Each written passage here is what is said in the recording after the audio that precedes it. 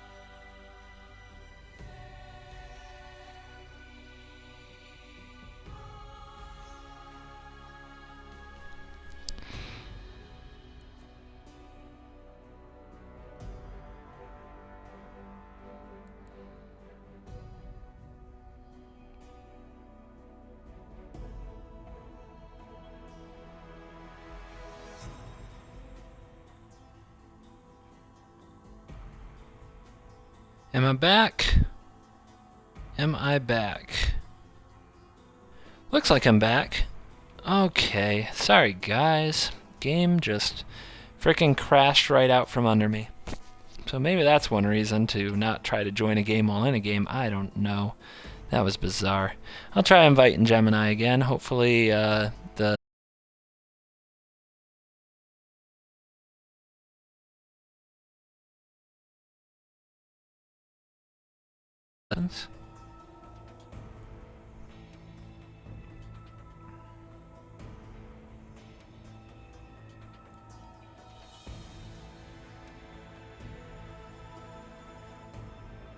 Would I take out a Husk and a Mirror for 2 vials? Why would I put in vials? I'm curious. Make a case for why on earth an alchemist vial, which I assume you're talking about, would belong in an aristocrat's deck. I can't think of a single good reason that it would have synergy or do anything extremely useful. So, you're going to have to make a really good case for me, Stringer. Vial is a, it's a synergy play. Just drawing a card isn't good enough. 2 mana draw a card, that's not good enough. The reason it pays off for Visionary in this deck is because we have Evo Leap and we have Husk, and the body fuels other things. So it's more like give Husk +2/+2, draw a card, or draw a card and search your library for another creature card and then put that in your hand. That's good enough. But, like, Alchemist Vial, that's only good if you're going to use Thopter Spy Network. That's only good. We'll keep this hand. It's only good if you have cards like Thopter Spy Network, Artificer's Epiphany to key off it and actually make it a valuable card. I also like the combo with Emiria Shepherd. That's pretty good. So we want to go get, actually a mountain will let us play either of the next 2 lands untapped if we need to. The Dimir list on my site. Yeah, I don't think it needs it. I don't think it would need that. I don't think that Dimir list would need an Alchemist Vial to keep it on the up and up. So we can go land Vampiric Rites this turn, or we can use our Evolving Wilds and get our other black source, which I think is what I want to do.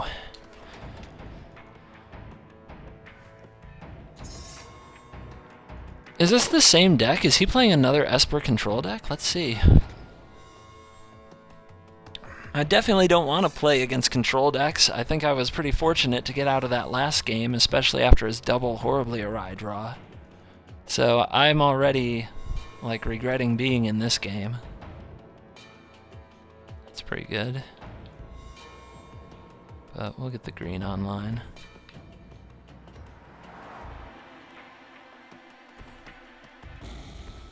There's a Shrivel. Not very surprised. But, I mean, this is like 2 Esper control lists in a row. I don't think I'm favored in either against Esper control over the long term, so I think Gemini's kind of trolling me here. It's certainly not a good matchup for the Jund version. I wish I had audible to Sultai, because I think it's a much better matchup there. Now he tapped out, so I think we want to do a little bit of this, and a little bit of this, and a little bit of that. Let's see what happens. I mean, especially this hand. This hand doesn't really want to go against Esper control. It's probably even creatureless just to, like I said, troll the hell out of me.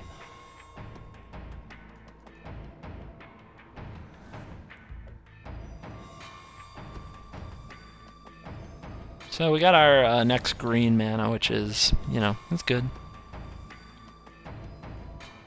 And I'm just not going to cast anything into his open mana here. And hopefully we can at least... Oh, he wants to disperse on end step. Next turn, that's 6 mana. That's fine. You might get more value out of a counter that way, but I'm not compressed on mana, and at least I can make him spend a counter, and then I might resolve her. So we'll see. It looks like he is compressed on mana, which actually isn't very good for me.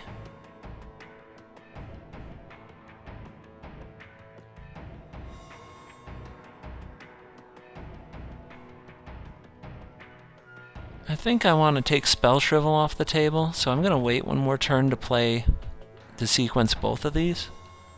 Because if he can't Spell Shrivel it, or if I can pay it, at least, we're going to tax his counter spells, and we're going to progress our board, even if it's just by a land while he's not. Okay. So let's do it. What's it going to be?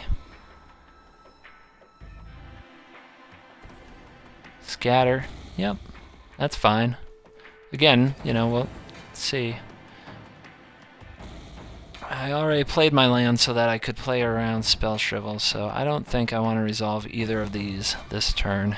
I don't want them sitting out there to get Languished and Outburst, which I'm sure is a possibility here. He probably heard me saying that this deck was bad against control. Gemini likes to win as much as anybody, and he comes on my stream and he helps me make content for you guys. He's a good opponent, but he also takes the brunt end of a bunch of my good decks.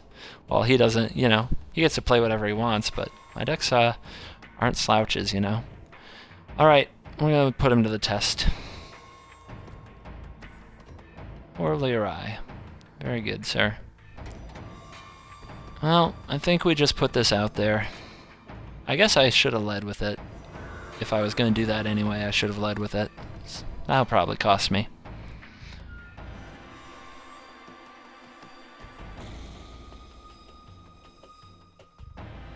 That will probably cost me. I really should have seen that.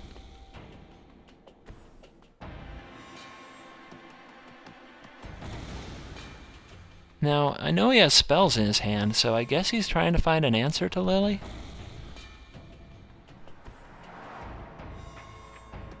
And probably more reactive and counter spells, maybe dispels, maybe more horribly arise. I don't really want to attack with her. Celestial Flare is really good there. Can I afford to just sit back and not attack with her? I mean, at least if he has Celestial Flare, I get to use Vampiric Rites, and I draw a card, but I mean, that's not really what I'm going for. But if I sit back, I'm playing his game for sure. And it's not a game I'm favored in. Let me see. Still, Liliana's a win condition on her own, and it means he has to counter any creature I draw, or remove Liliana, and he hasn't been able to remove her. So I have to think there's a Celestial Flare, so I'm just not going to go there. And he's probably going to make some Thopters now.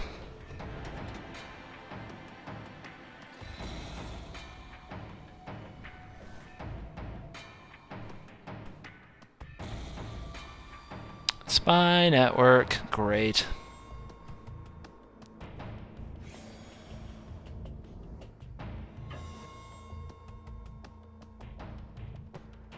So I don't have an answer for Spy Network.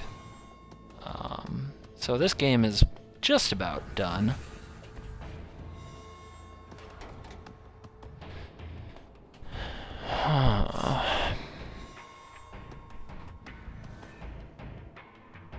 Interesting.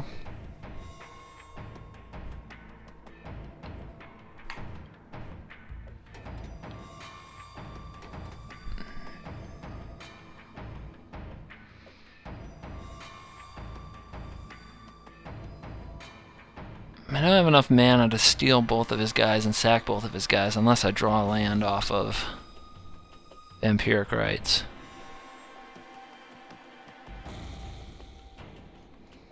He doesn't have Celestial Flare mana open, so I can attack here. But do I want Treason as well? 1, 2, 3, 4, 5, 6, 7, 8, 9. I definitely want Visionary to resolve. Although, let me see. If I do this, 1, 2, 3, 4, 5, that leaves open 4, and if I top deck another land, I can steal the other one, and at least that puts off card draw, but I think that's a big waste. But I don't think Act of Treason will get better. In fact, I'm pretty sure it won't. So we'll do this. As embarrassing and sad as it all is.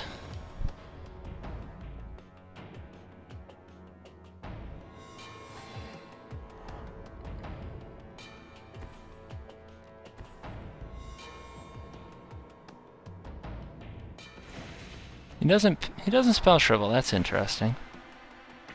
I might have there. So we'll draw that card. Play that land. Flip Lily. Unless he disperses again. Not this time. And we'll plus. And at least now he has to choose if he's going to keep attacking me or attack Lily, and that does cut down like the card draw from his network. We'll see what he decides to do.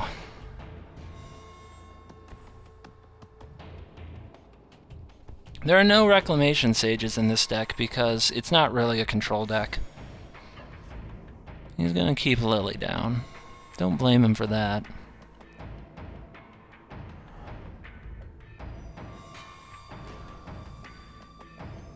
He's gonna make a knight. He's gonna read some bones. Cool. Wonder if I can somehow burn him out. It's gonna be rough. So we can take the knight, and from there we can attack Gideon, or we can attack him. Perilous Mirror can finish off Gideon or him. Perilous Mirror is 8. It's really tempting to go after his life total. I don't know if we win otherwise. This represents 4 damage with Liliana and Vampiric Rites right now.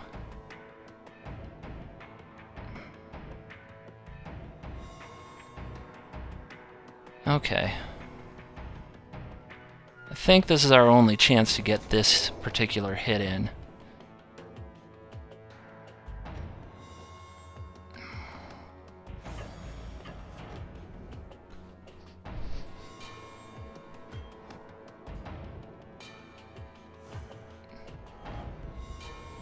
We know he has Spell Shrivel. We know we want to sack this.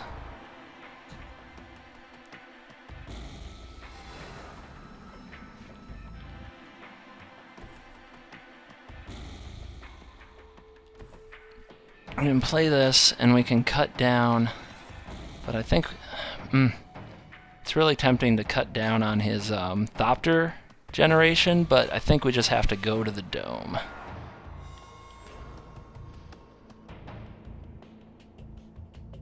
But we don't have to do it yet. We can wait. See what he does.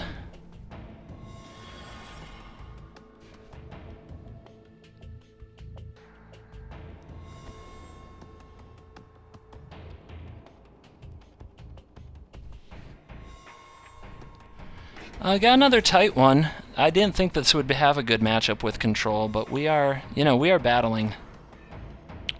So, we want to do this one. We want to do like that. We're having a good battle. Props to Gemini. He's a fighter too, and I think he awakened this. So he's gonna plus Gideon, and Lily's gonna take a big hit. No, he didn't awaken it. That's actually good for him.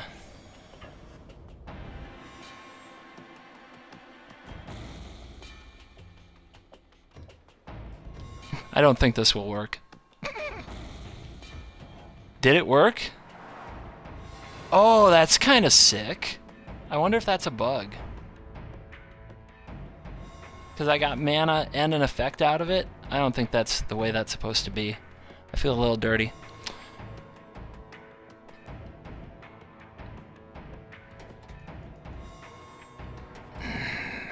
Okay, we can get back Husk, we can active treason, we can win.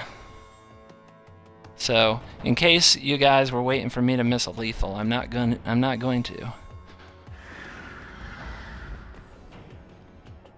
Give it haste. Play a blister pod. Play a vine too.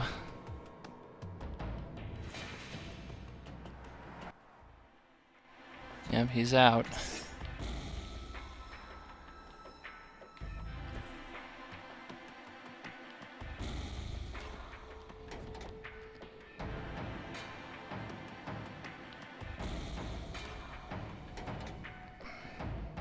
So, I didn't like the matchup against any kind of a control, like Esper-y type deck, but we took both games, and they were good games, and the deck was resilient and used cards in ways I didn't really expect.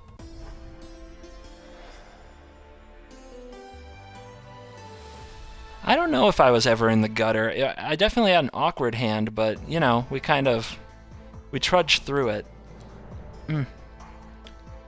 We trudged through it pretty well. And like I said, our cards were a lot more resilient than I expected.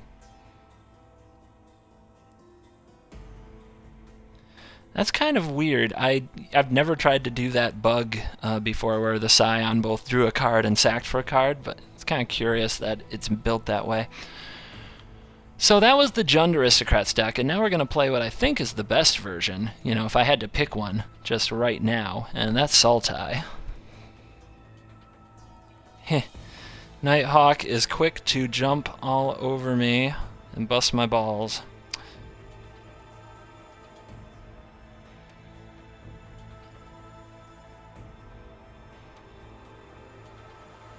I'll see if Gemini's still interested. If not, we'll do some pubbing. It's up to him.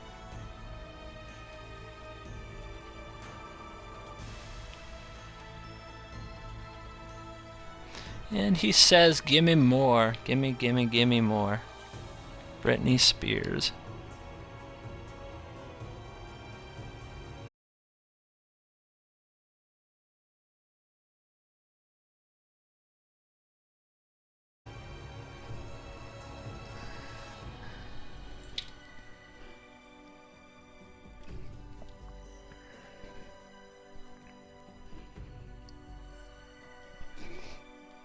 Most Aristocrats decks are a big headache for control decks. That is a fact. I just thought the Jund one wouldn't do nearly as much. Yeah, Sultai hasn't been in diaries, so this is kind of one that I've been working on. And I think I'm getting close to having it right. So, if you read diaries, you haven't read about Sultai Crats, but you probably will when this article comes out.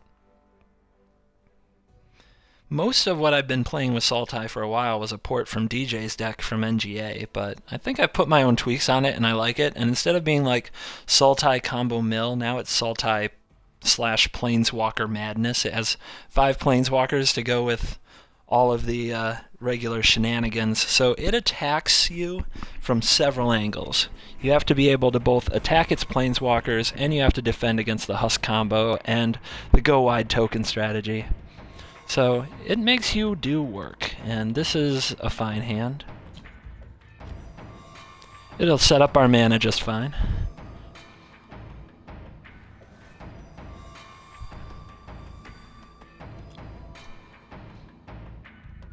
And if he's still playing control, I mean, he's just being relentless on trying to control my decks. I'm gonna get Jace out in case that's another control deck. Anytime somebody opened with Prairie Stream, I'd lead with Jace.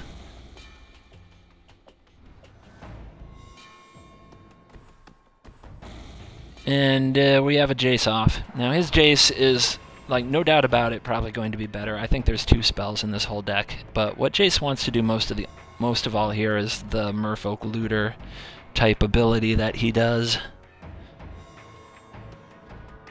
And I think we're a bit overstuffed with Gatekeeper. Actually, Gatekeeper can probably go here. So we want double black, double blue, and double green. This is your double green, so this should be black or blue, and I think I'll make it black, or no. I'll make this one blue, and I'll make this black, and I'll play this turn. Figuring out your lands and what order to get them in and your sequencing is kind of important in Magic. Don't know if y'all heard. And hopefully we can catch him, you know, without a counterspell open, so that we can resolve Nissa, because that's the one thing I didn't factor in, is we are a bit choked on green with this line that I just took, if we don't resolve Nissa, so we'll see what happens. It's not that bad. I mean, choked on green, 2 Glister Pods, that's not a big deal.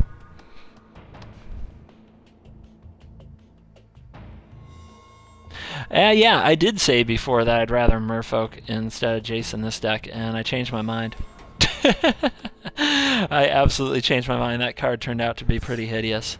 So, you know, what I write, I mean it, and I fully mean it for the time, but it doesn't mean I won't learn that I'm wrong later. And if you learn that you're wrong later, you need to make an effort to fix it. Alright. I don't think I want to push the Nissa into this board. I think I want to try to Blister Pod Bone Splinters if he'll let me. Or wait, no, let's go for Bone Splinters, and if he disperses, then we can Nissa? That's better. I don't think Bone Splinters gets better. He tells the time. Well, he tapped mana. That's great. I think that's kind of silly. I think you at least keep the Horribly Awry illusion up and make me decide whether or not to Nissa. But you only really know that if you know what the opponent is up to.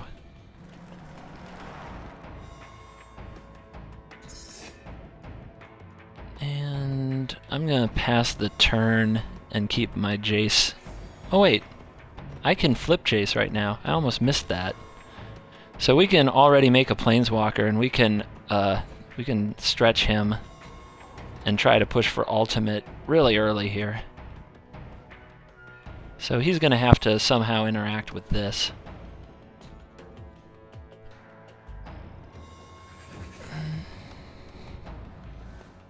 I almost missed that line, which would have been sad. Okay, he's going to go tutelage line on me in response, and we will have a bit of a race, which I think he wins. I really think he wins, but we'll find out.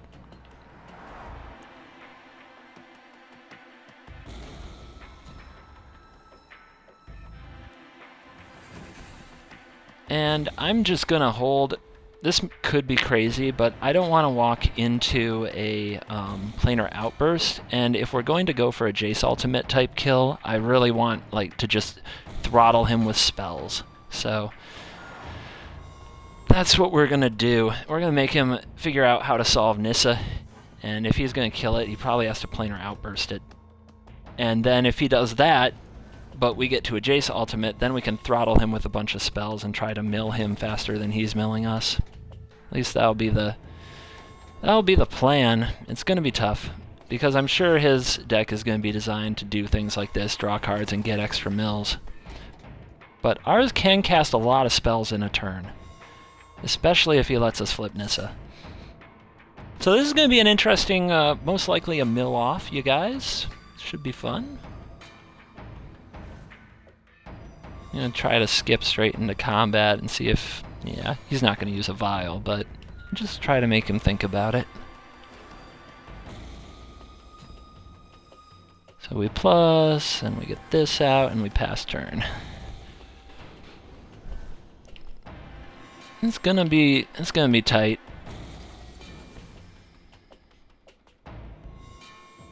See what else he's got. I'm really grateful that these are colorless. So they do reduce the odds of, you know, the double ups, so to speak. Okay.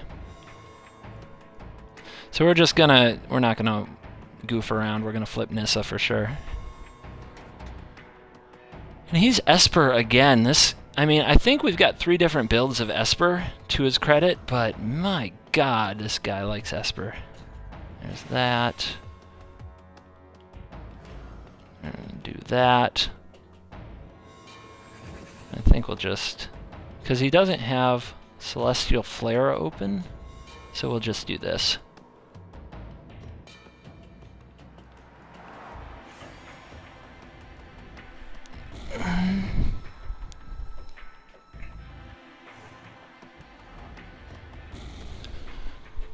Yeah, that's gonna get his mill on. It's gonna be a race to the bottom for sure.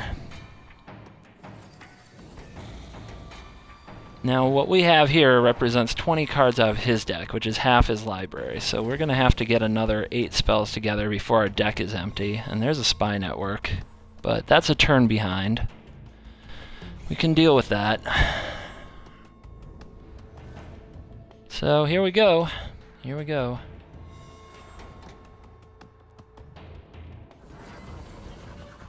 We're gonna need spells, so we're gonna keep plussing Nissa probably right till the end. There's a spell. But we want to stay cheap. So what do we got? 1, 2, 3, 4, 5, 6, 7, 8. So this turn we want to go Rogue, Mirror, Mirror. Right? Right. So we'll play around Spell Shrivel first.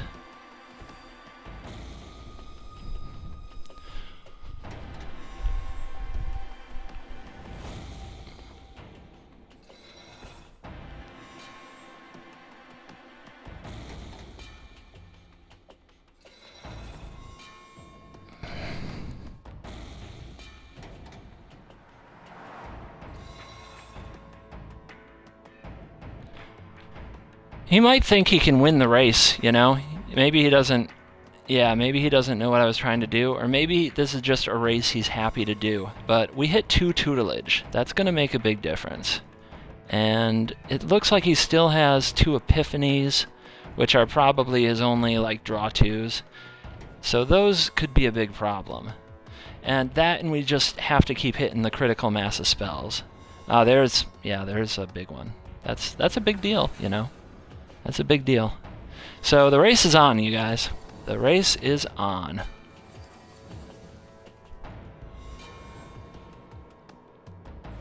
If you guys like milling, prepare for some milling. Like a villain. Parting the water veil, that's huge. That's really good. But, you know, I guess he could, you know, it's probably not broken, you know? It could be better. He's going to attack Nissa here. I'm going to put the Perilous Mirrors in front of it. Go for that.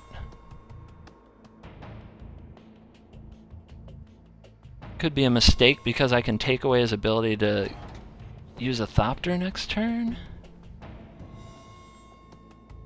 It's an interesting line. He really needs his 4th Epiphany, and if he gets his 4th Epiphany, I think he's in the driver's seat, but it's going to be close still. I mean, this represents half his deck right here. A 4th Epiphany is almost my whole deck. There you go, Languish, yeah. So he clears the board. This is going to be tough. And who knew when I sleeved up some Sultai Aristocrats that you were going to see a Jace emblem taking on Sphinx's tutelage? Who knew? Isn't that magical, you guys? Isn't that great? Alright. Let's do some math.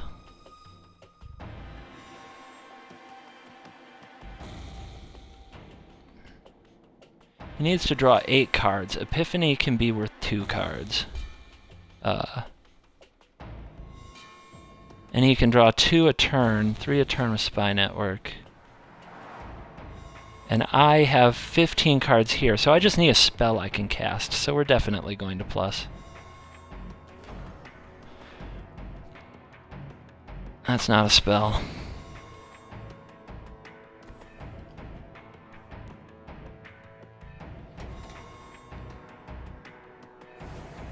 It's gonna come down though, you guys. I just need a spell that I can frickin' cast.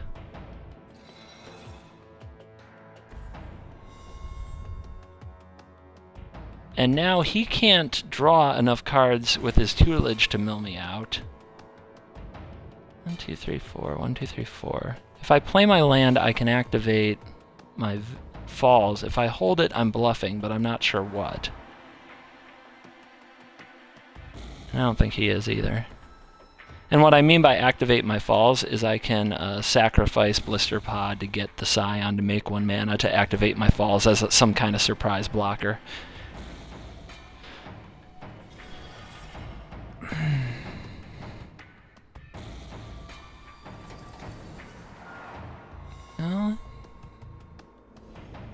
If he can draw all 4 cards this turn... Oh man. I don't know, man. There's a telling time, so he's pulling 1 out. I just can't believe that we got into a mill off. And yeah, I did hit the Epiphany. I saw that go down. That was part of my math. Once I hit that, I was like, okay, I don't know how he can do this. And now he's only got 1 card left, so he would have to hit a run of spells. He would have to break it off, and I don't think he can. But I still need a spell to finish the job, and that's not one of them. I'm at 6, and 5 and 6 aren't different, right? But I don't want to crack an Evolving Wilds and go to 4.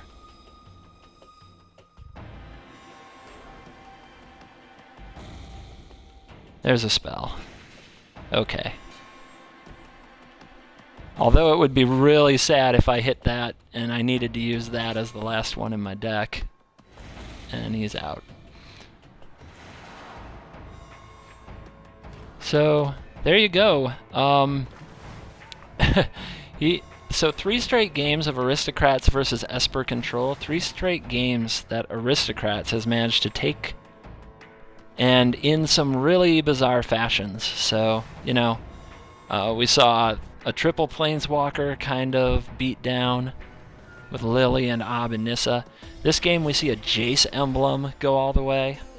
And we also saw a game with Nantuko Husk off the Liliana, active treason, play a Gatecreeper and a Blister Pod, sacrifice, hasty kind of kill. So, some just kind of, I hope it shows you the flexibility of the deck. It's a very flexible deck.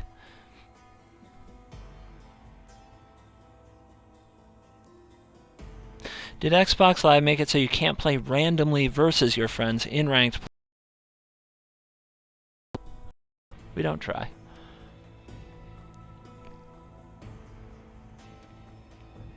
I'll invite him and see if he still wants some more. He's been running a lot of Esper.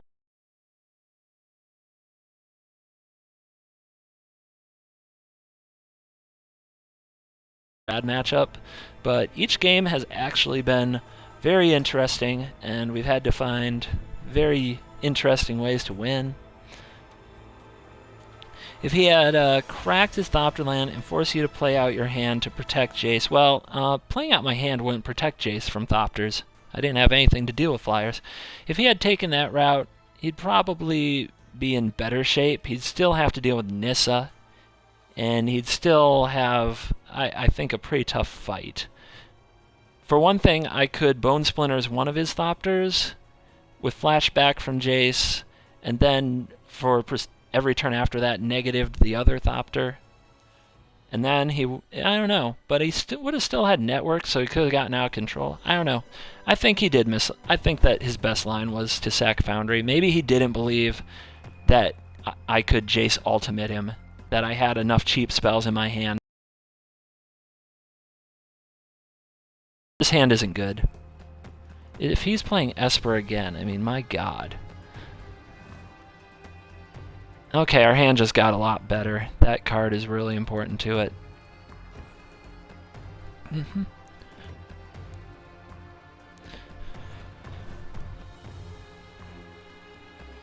So maybe now he's trying blue-black. I don't know, man. I don't know. He can't counter leap, though, if I resolve it here.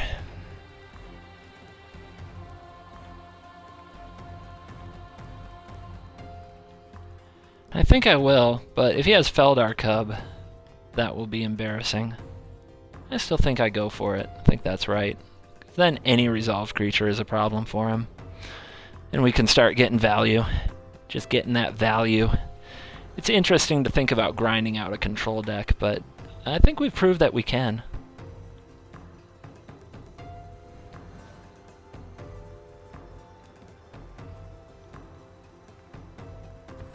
Let's see if he counters this. Okay, you got it, buddy.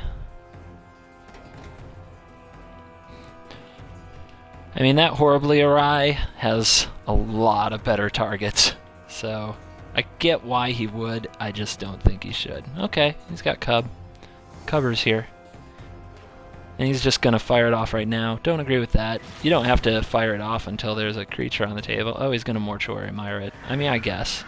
It's only good as long as there's an Evo Leap, and there's only 2. I don't think there's Vampiric Rites in here, so... Whereas this is a bit more of a problem.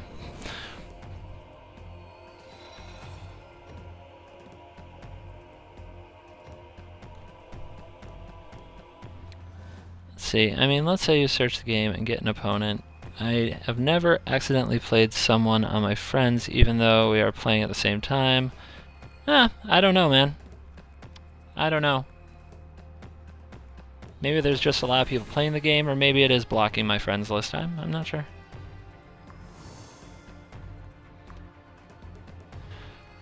So, we're gonna... If he's playing out Cub, he's... Oh, wow. If he's playing out Cub, that means we don't have to worry very much about a sweeper. But let's see if we can get him to trade it. He's gonna regret that.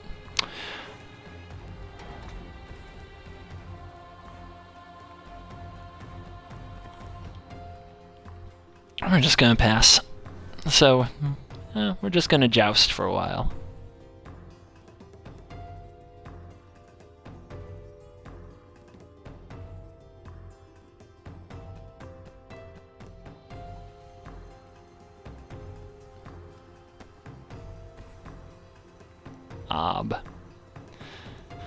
That's a good one.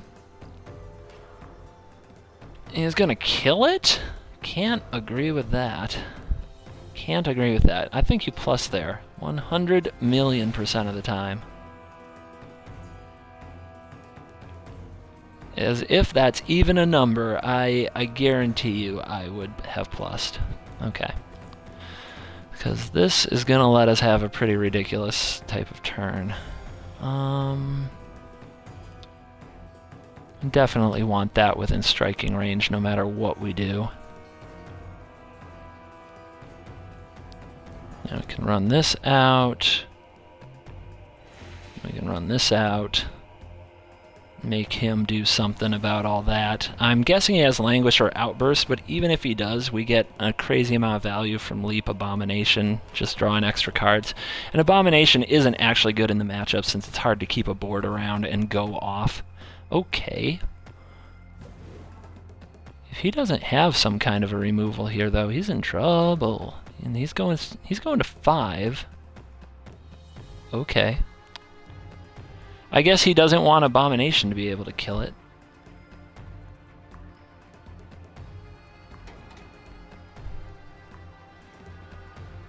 We're about to go nuts over here.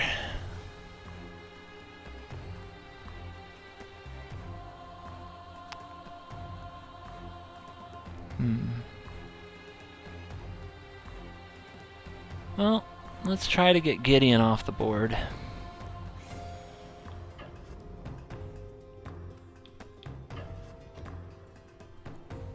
And that's why I don't know, I wouldn't have plus Gideon there either. I mean, you may as well have something to show after it's dead, but I guess he's fogging me for a turn? Can't call that a good use of the resource, but, you know. I don't know his hand. Sometimes you just have to force your opponent to play through. Now let's see if he goes for a counter here. Nope. But his pause there does make me not want to go for Husk.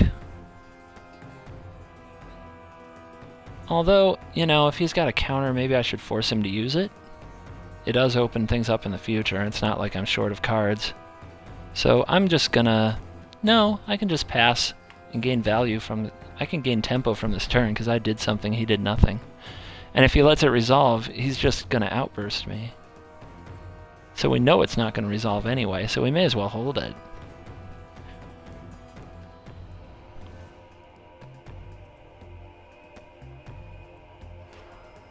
There you go. What's he got? He definitely needs a planar outburst. Epiphany, still looking for it, but he tapped 2 white, I believe.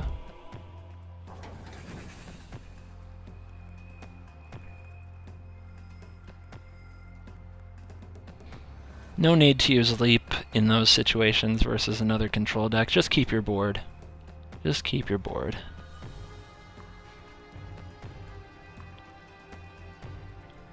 It's really tempting to try to get him to tap mana before combat, but I think we're just going to move in.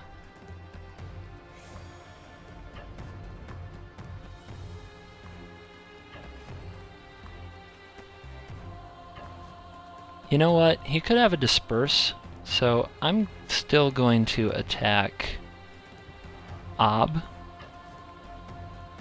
Because I don't think that, you know, damage is going to be a big consideration here. I think I'm really well ahead, so I can play a card advantage game. I just don't want to mess up and have him do like a double Disperse trick and keep me off killing Ob. So now we'll get this out there. Want to leave green open. Thank you. There's a Horribly Awry.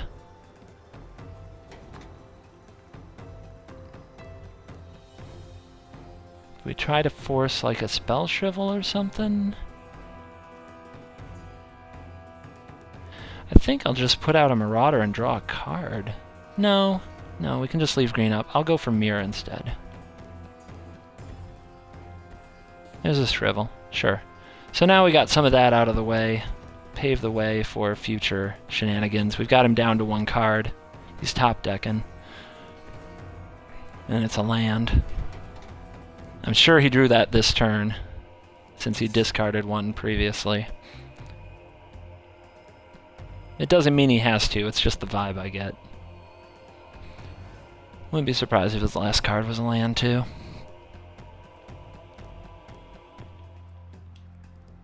Since he has the vent, we'll pitch the Scion. Check out what's going on over here.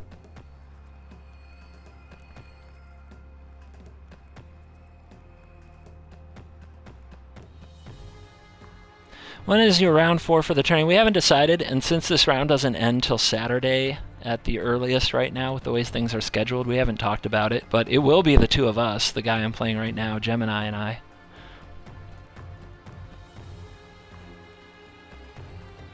Okay, I'll just go in.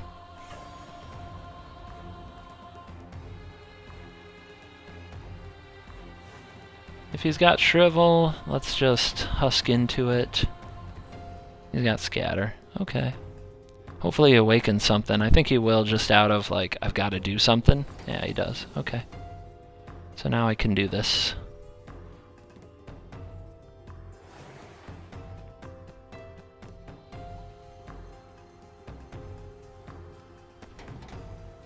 That's kind of the rubbins right there. So he had quite a few counterspells, which we managed his counterspell situation pretty well, I must say. But we are getting low. We're getting low on the ammo. Oh, there's a planar outburst off the top of the deck. Good for him. Good for him. Made a game of this at least, but now he's still way behind in cards, unfortunately for him. It's certainly what he was digging for.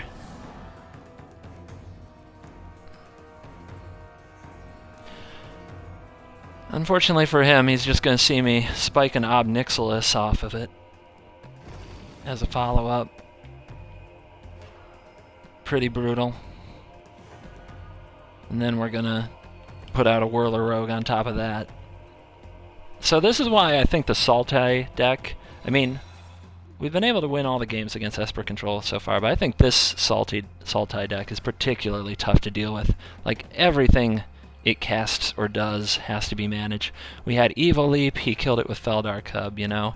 We got, I think our first couple creatures got exiled. He cast a Horribly Awry on a Gate Creeper that I think was loose. And, you know, we had Husks, we had an early Whirler Rogue, Smothering Abomination, just kind of snuck through, drew us a bunch of cards. It's just, every card is so much to deal with. Every single card.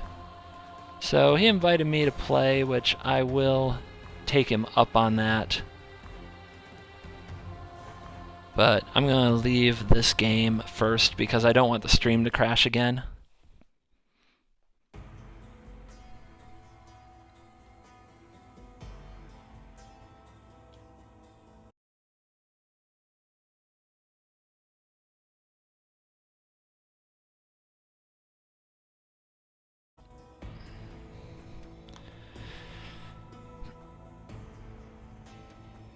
Am I on YouTube? Yeah, I recently started a YouTube channel. I haven't done a lot with it. Whirler Rogue, Kiora, and Jace are the only blue cards in the deck, and I assure you it's worth it. Whirler Rogue is just so significantly better than many other things in Aristocrats decks that even at double blue it's worth it. I am on YouTube. I think I'm Dano029, but I also use a CovertGoBlue handle on there. I'm sure you can search for CGB or CovertGoBlue and find it. And yeah, I port my stuff over there too. I don't pay as much attention to YouTube. It's mostly ports of my Twitch. So you're gonna probably get more action by following me on Twitch and then just looking at my archives or my past broadcasts. It's not going to be anything different on YouTube. But probably the best way to get more out of your interactions with me is my blog, which is Haunted Flower Duels Diaries. And you can search for Haunted Flower Duels Diaries. I think there's also a link somewhere in my Twitch profile to it. And that's the blog where I write about duels, and I write a lot about duels. Like, I try to get in several entries a week. I try to talk about all kinds of decks, the format as a whole, Magic in general. But it really is 99% dedicated to duels and playing duels in a more competitive way, having the best decks, making the best plays. So check that out. No Goblins Allowed is where I started Duels Diaries, but I started my own website. It's attached to an e-commerce store, but that's just my store, and it had a blog option where I started writing for myself. So there it is in the comments. If you Google that, I'm sure you can find it. It's part of the website hauntedflower.com. So we definitely want to have our mana ready for next turn, but I don't think we have to play this turn. I don't know. Let's just start. Let's draw a card and get kind of some more insight into how our mana is going to go. Alright, so there's our double black. The deck is mana greedy. It wants double black and double blue for sure, and it would like double green because it can bottleneck on Evolutionary Leap.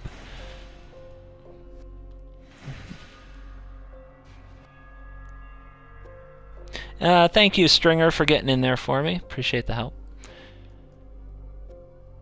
So, it's really tempting to go get another green and play out Blister Pod and have a turn like that. It means Whirler Rogue is probably a long ways away, though.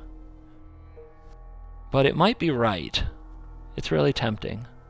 Because double green lets, Evil Leap go nuts, and I think that may end up being important here.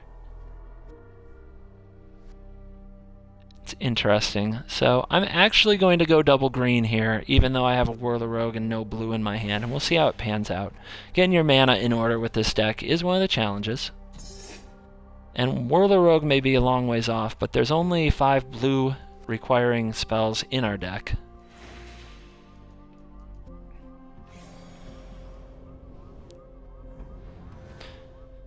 And he's going to Acid Moss it anyway, most likely, because that's what his deck does.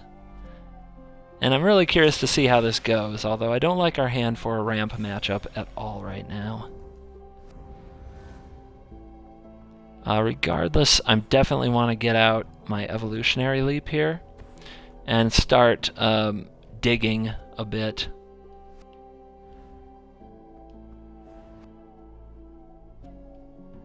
Let's send in Blister Pod and see if we can get some free damage.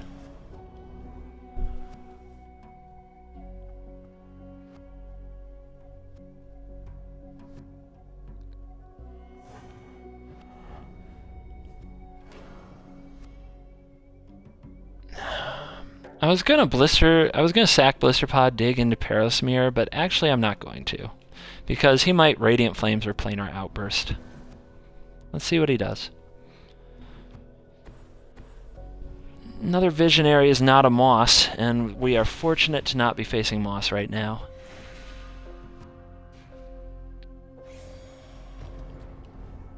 Okay, so because it's going that way, we're just going to pitch the Visionary.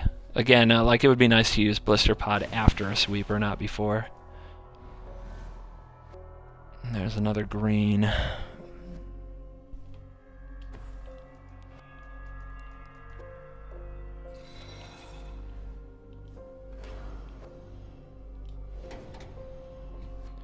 Point that up here. He has a Reclamation Sage to deal with Evolutionary Leap. There, that's what we wanted. We wanted that Gate Creeper. We actually wanted all those islands, too.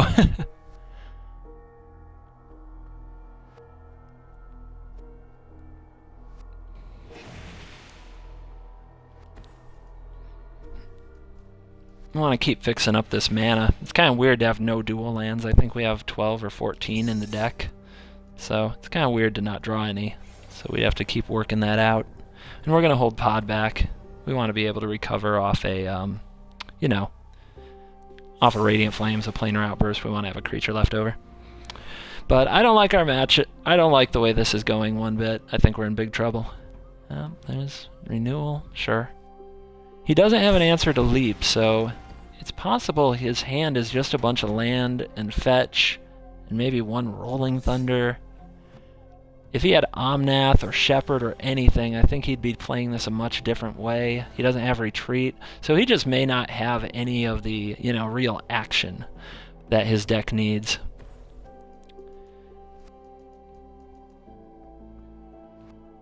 So, let's get some points in.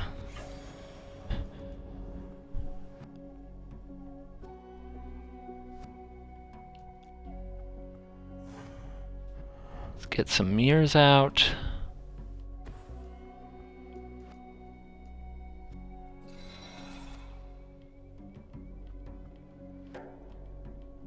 How come? Oh, I see.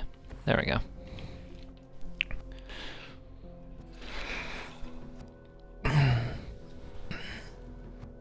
And let's start setting up, hopefully, for a combo here. Alright, here comes that, targeting the island. Yeah, that's fine. This deck can go far with or without a Whirler Rogue, it's okay. He's gaining plenty of life. There's a Green Warden. What's he gonna get back? Got a message from someone. Someone named Jackie-chan. Maybe it's hate mail. He wants to moss me again? Great. Okay. Now, a problem with killing Green Warden here, like just throwing mirrors at it, is that he can just get it back with Shepherd for like absurd value. So I think we just want to build up our board and try to get to a husking place. And I say that as I'm sacking things, but that's the way I have to do it.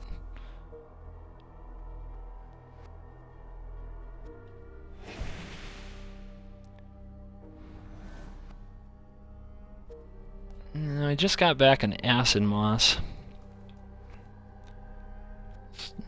I would love a Planeswalker, because we need a way to threaten him in a different way from combat. Combat's not looking good at all right now. There's a Husk, that's good. And let's leave a green open.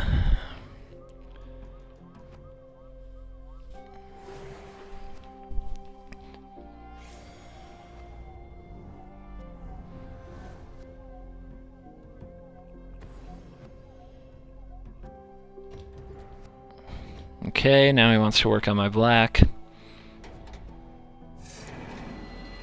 I'm playing Sultai Crats. And I don't like guild gates at all because too many lands enter the battlefield tapped, and guild gates don't trigger much of anything. But, you know, they definitely don't work with these lands, the hinterland harbors, and they don't work with the battle lands like Prairie Stream and such. I'm still getting messages. Okay, buddy. So he fired off double revelation, which means he doesn't have an angel or anything like that.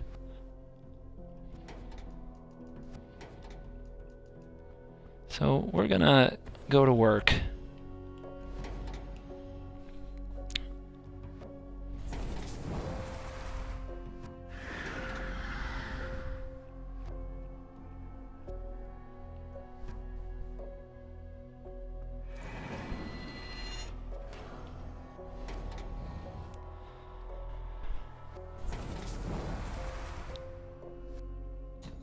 It's definitely time to push damage through and start at least making him do something.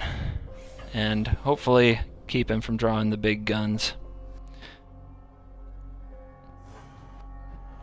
Aristocrats is a deck that makes you sacrifice a lot of things. You can look it up, Magic Deck Aristocrats. It was originated a few years ago because of a Falconwrath Aristocrat, I think, is the primary culprit. And he's playing this into a flesh bag, which is interesting to me. So here's what we can do to get a blocker. I guess I should have sacked that to leap. That was silly.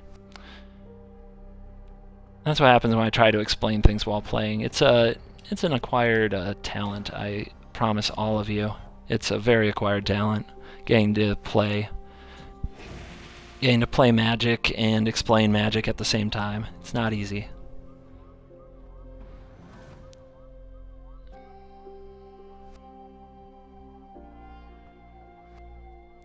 Flip Nissa flesh bag. Flip Nissa and at least see if we pull another land off it, because then we can get our plays even sweeter.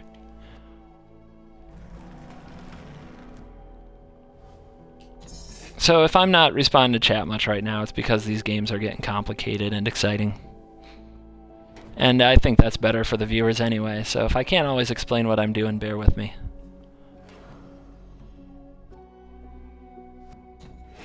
Okay, Visionary, and we want to attack Fleshbag.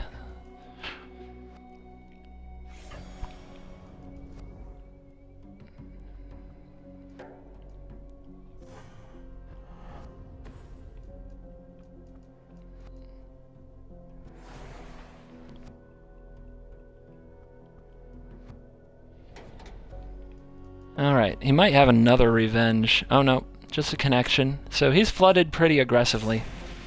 And it's time for him to draw some bombs, but I would have held that connection. Okay, another Moss. This is definitely a case where Moss isn't all it's, cracked up to be.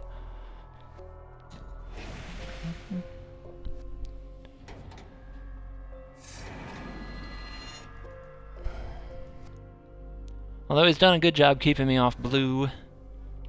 Yeah, that's what you get, though. You have to be able to kill them after you cast a Moss. If you don't, they will recover. They will figure out what to do. So let's get Cray.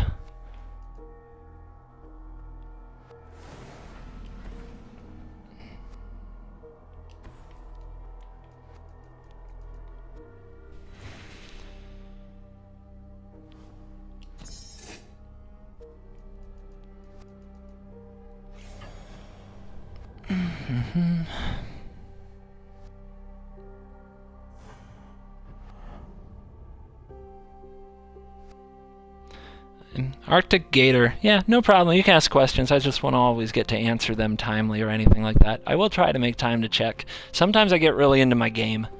And when I get really into my game and get quiet, oh my lord. He's just, what a troll. When I get really into my game, though, I'm not gonna, pay too much attention to what's going on in the chat. So I think he mossed me 5 times.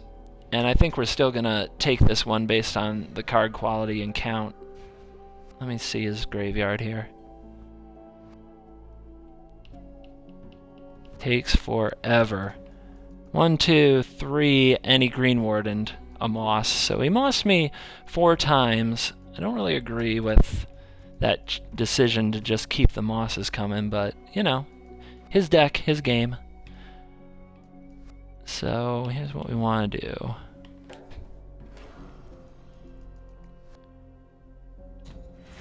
That's good. And that, and like that. And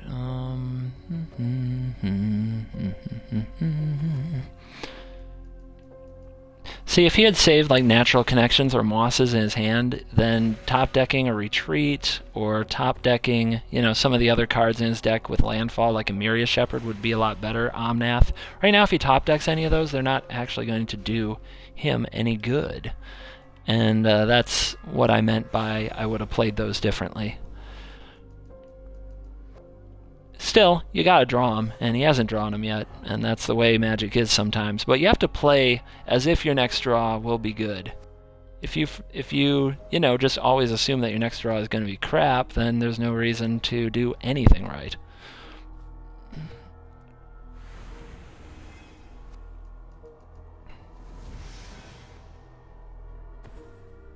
Visionary into what? What do you got?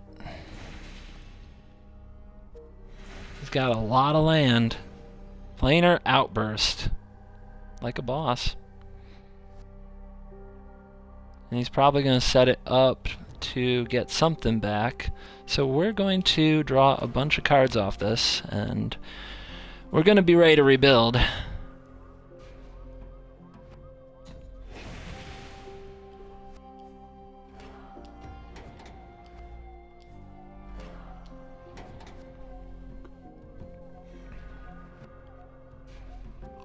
And this is kind of the Ramp versus Aristocrats. Ramp is going to play big, powerful spells, but it usually doesn't have a lot of ways to draw cards.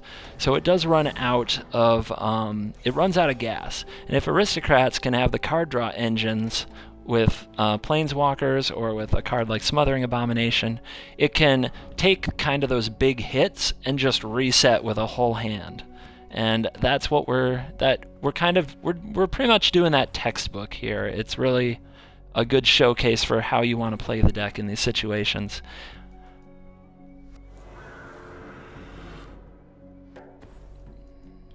We might mess up sequencing here, but my primary concern is running out of time on this turn. So we're just going to do everything as fast as we can, and it may not be perfect, but I don't think it has to be perfect, because at this rate, we're going to win the game one way or another. And probably the most likely way that we lose the game is if we don't get to use all our abilities. So, you know, any ability is better than no ability right now.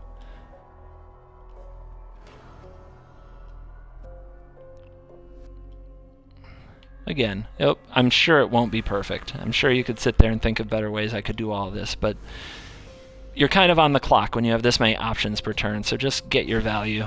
Get your value and get to work.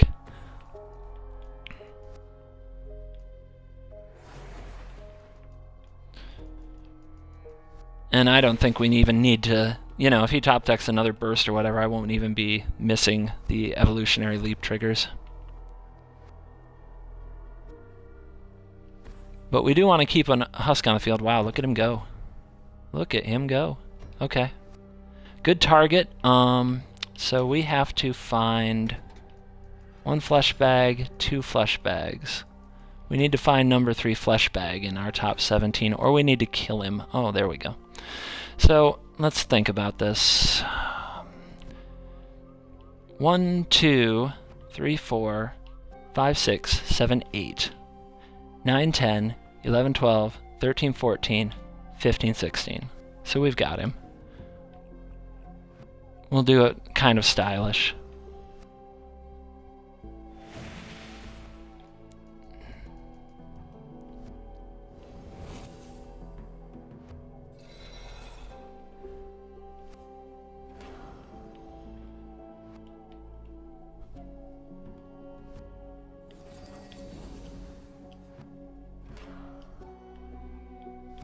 And yeah. So all that, and eventually, we wore him down. He finally started drawing his good cards, but it was too little too late because we built up so much value, and now our Husk combo can snowball out the win.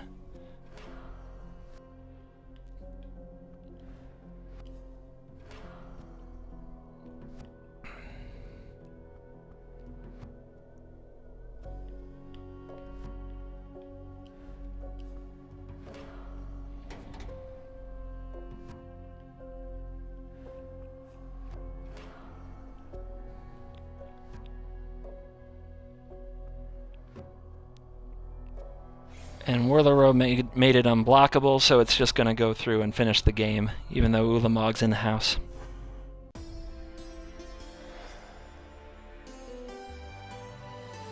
Well, yeah, I drew the last flesh bag right off the top, like a boss. There were only 17 cards yet left in the deck, but I mean, you saw there, he didn't even need it. And I kept a Husk on the field because he has Ravaging Blaze. And if he had drawn Ravaging Blaze, I could sack whatever he targeted with the Husk, and it wouldn't do any good. He didn't draw his Shepherds. Let's see. No Fireball effect. Yeah, he didn't draw Rolling Thunder or anything like that, and that would have been a headache. Alright, so that's that one.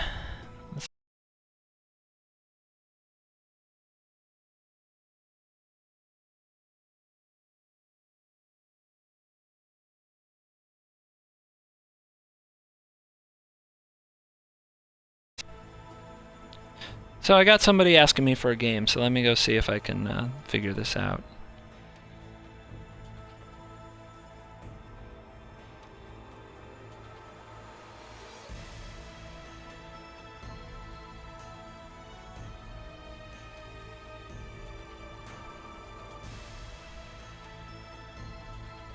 We'll see if he's out to troll me or if he's a good guy who just wants to battle. And we'll see how much scouting he's doing. He might be in the channel or something. Ah, okay. So he's inviting me. Sure.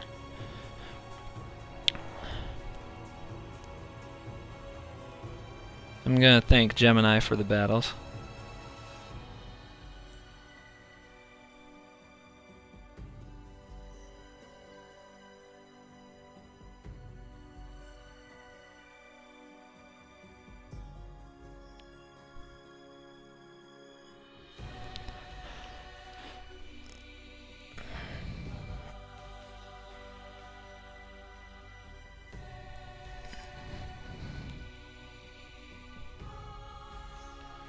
Always thank your opponent who showed up for the games.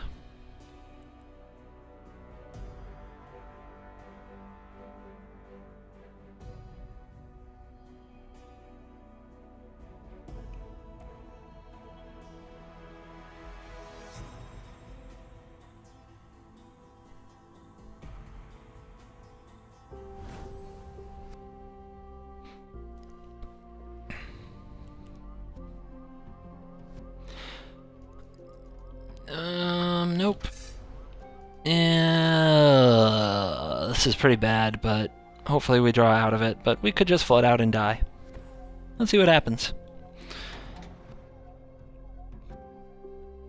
I'm sure now that, dialed up a new opponent, see what they throw at us, but I have a bad feeling it's just going to be ramp, and I have a bad feeling I'm going to flood out and die. So, let's put it to the test.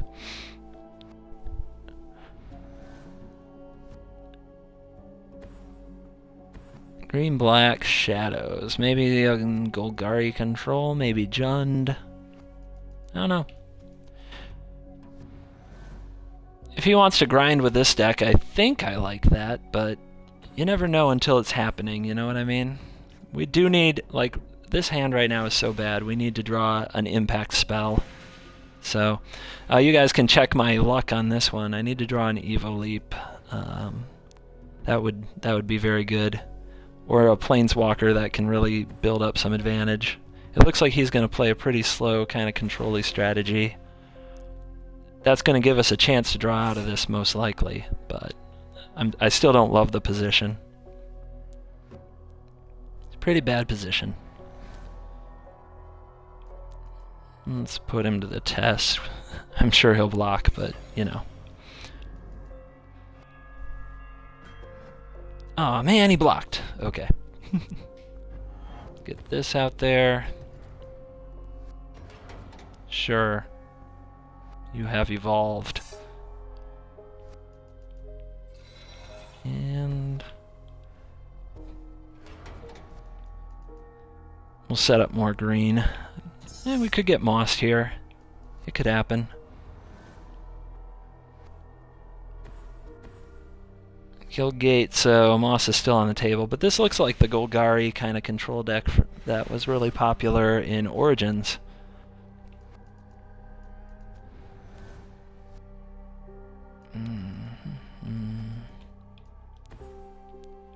We'll just keep the green mana coming since we're well stocked on other things. And we'll go search up a blue. But we are flooding with a silliness, and it's not good. I don't want to attack into this, I want my board. Depending on how this plays out, this might be like a Husk Whirler Rogue. Big combo off game, so we want to keep our board. He's going to Bitter Rev, okay.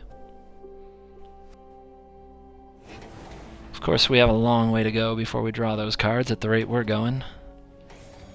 Cruel Revival. Husk is a zombie, important to remember.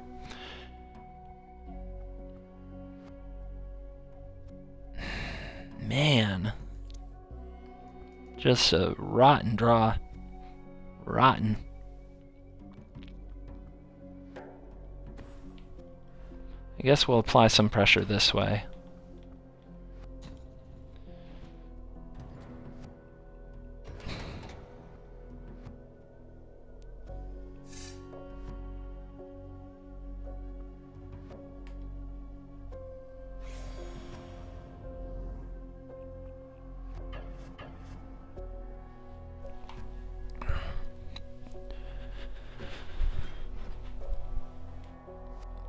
Looks like he wants to take a pretty conservative route. Oh, he's going to trade his Visionary. Okay. Gets a scry out of it. I mean, it is pretty valuable for him, and it takes up my whole turn. It looks good for him, but he doesn't know I have nothing to do. But this, you know, this doesn't look promising at all. We need one of those draws I've mentioned, and we haven't gotten it. If he has any kind of big spell threat thing to take advantage of me, there's just nothing to really be done. I mean, that's fine to see. It's another Gate Creeper, okay.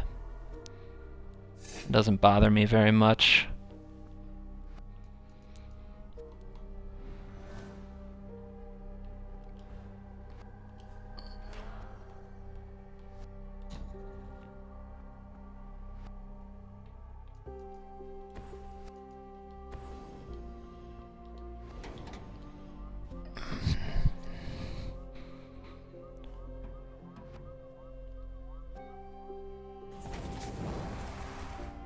Trigger, trigger, trigger, trigger, trigger, trigger, trigger. You know, in a game that's as, you know, kind of nothing going on as this, Shadows actually is really good. I would really love to have one right now. It's generally not good enough in these decks, just, but, man, right now it would be very nice. I wonder if it's better than Vampiric Rites because the effect is free. In this particular build, it might be. More messages, more messages.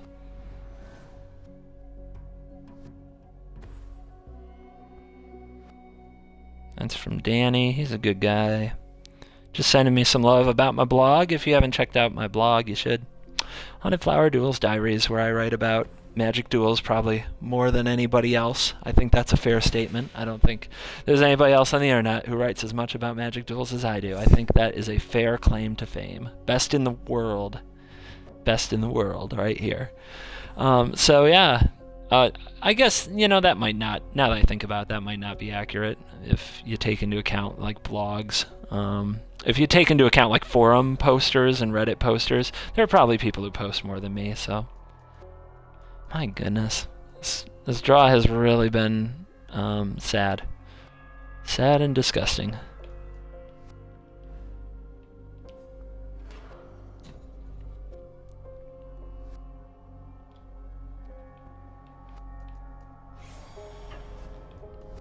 Gotta lean into what we can do with all we can do. But, I mean, now he has leap. He found it, I did not. Probably not surprising since he gets to use shadows like every frickin' turn. Makes me wonder if I could get a good use out of shadows in this deck. He takes a Perilous Mirror.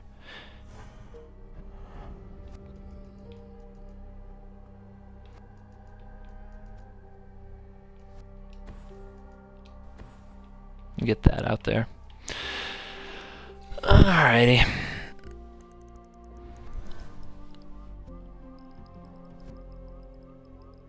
So it's gonna take like a big run of draws. Smothering Abomination and a Evolutionary Leap would really change this game up, but man, it is ugly. Yeah, I was afraid of that.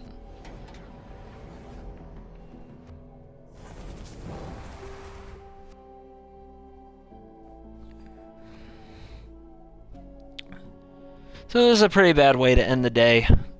It's just kind of brutal and sad and depressing, but oh well. I hope you get... I'm sorry it's not very exciting for you guys. That's what I get for just like picking up a random, hey, you want to play me?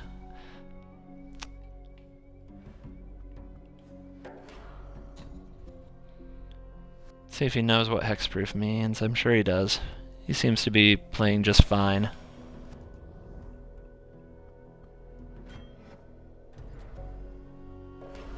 Yep.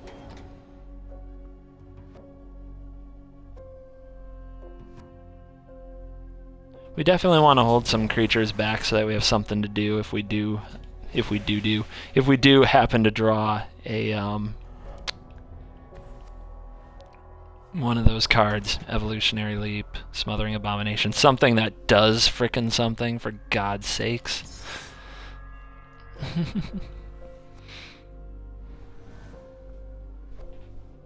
But yeah, man, just ugly. Just all the cards that do nothing. And now he can flip it this turn, I'm sure. Yep. And he probably will. Yep, here we go.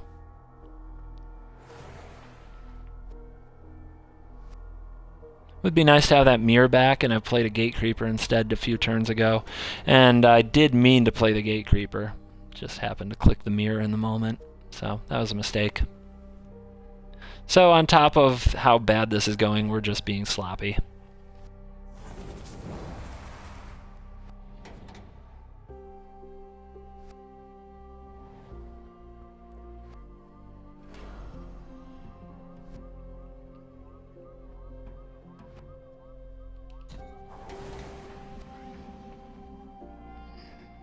Down to one card, considering all the value he has. That's a good draw.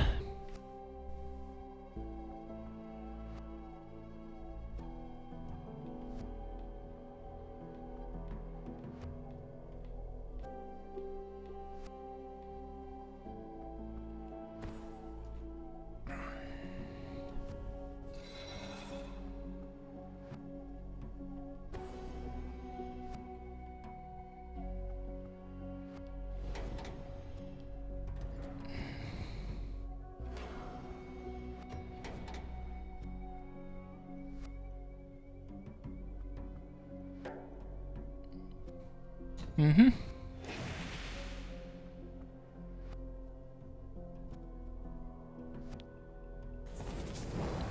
I think we... I mean, he's gonna kill me with shadows if I take 8 here, as much as I want to hit Liliana. Man, that's too bad. 'Cause I don't think we can beat the shadows.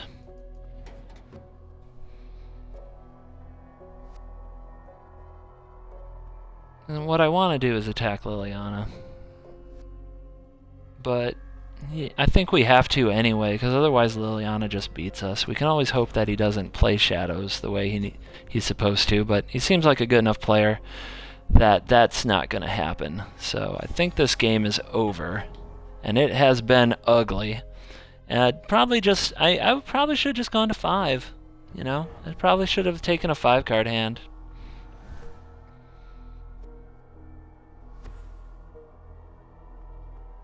Even as the flesh bag protection. Yeah, can't win.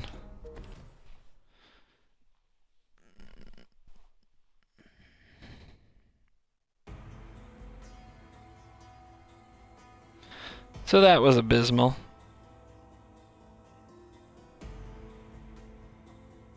Yeah, the shuffler. I don't talk about the shuffler. You're supposed to have bad draws.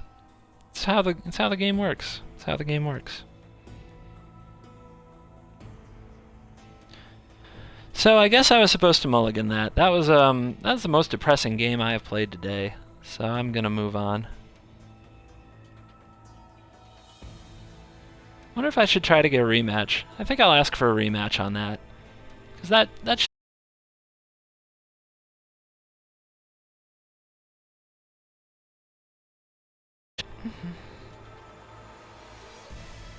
We'll see if we can do better.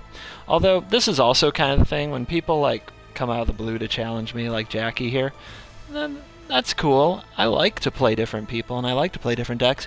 It's just always sad, because I feel a bit of pressure to do well, and I always do terrible. I always, the draw is either puny or something like that, or something goes wrong, and I just get wrecked, and people are like, well, he's not that good. And I always feel a bit of a responsibility and pressure to put up a good show. So I really don't like those kind of games. It just depresses me. But let's try to pick it back up here and get a rematch, which he's graciously given us a rematch. So let's go for it again and try to see if we can keep a hand that does something and draw some cards that do something. That game was so depressing.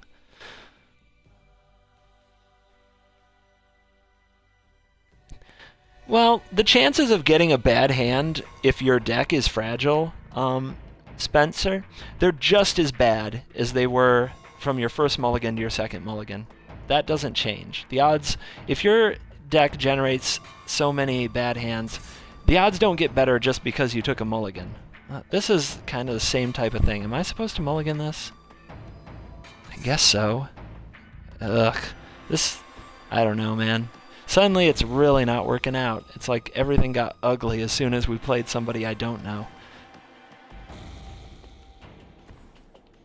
But yeah, if your deck is prone to fragile opening hands, the odds don't change. Your odds of getting a better hand don't get better just because you get another mulligan. They're still the same as they were the first time. All the same cards go in, all the same cards come back.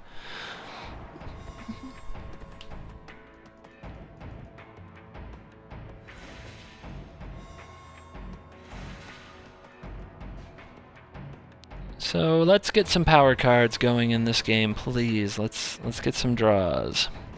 Not yet.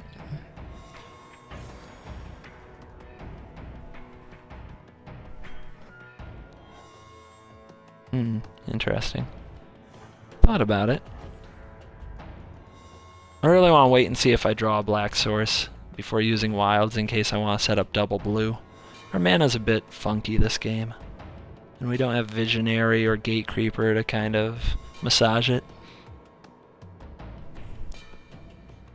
Chestin Thief is a pain in the butt, but we have a way of dealing. We have a coping mechanism, if you will. But we don't have black yet, so Pod will have to take one for the team and hope that there isn't something stupid like a Frostlings. Okay, I think we definitely want to resolve this. Or we could resolve Mirror. I think we'll resolve Mirror and make it hard for Thief to do any good.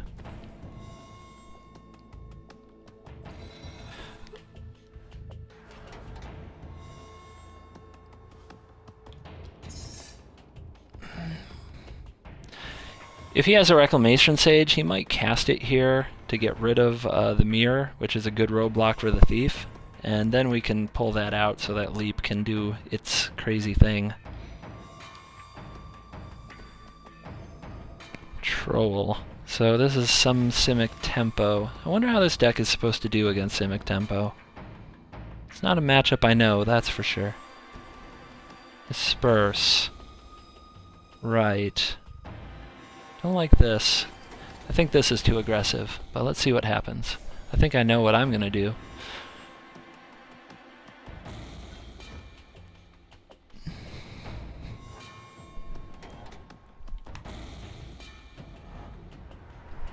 So, let's see if we can punish him for that kind of tap out aggro disperse line.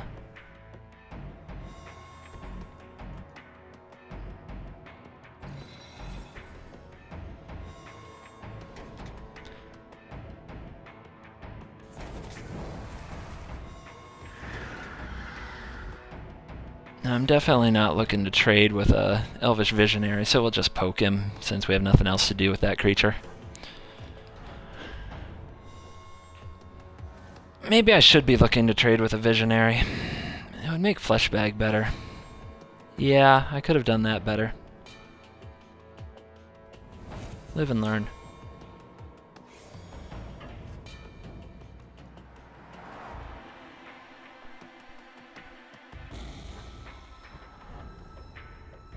I need to slow down. I've actually made quite a few misplays today, even when we were doing well. That's a really good rip, though.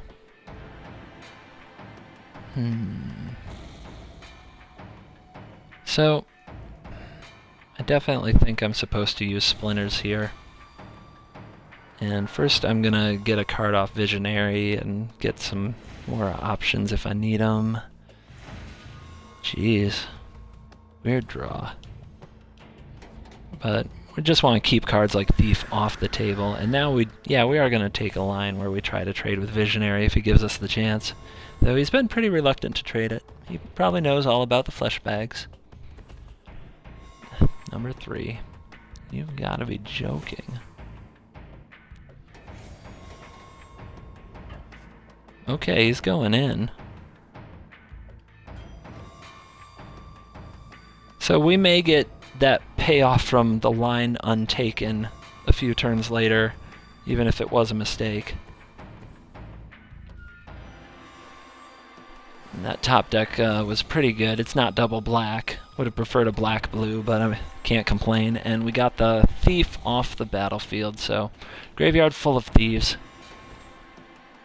Apparently stealing is punishable by death on this particular plane, because we put them all down. Now we'll see if he's a counter deck. Those 2 cards left are either like tempo-based cards or they're counter spells. Let's find out.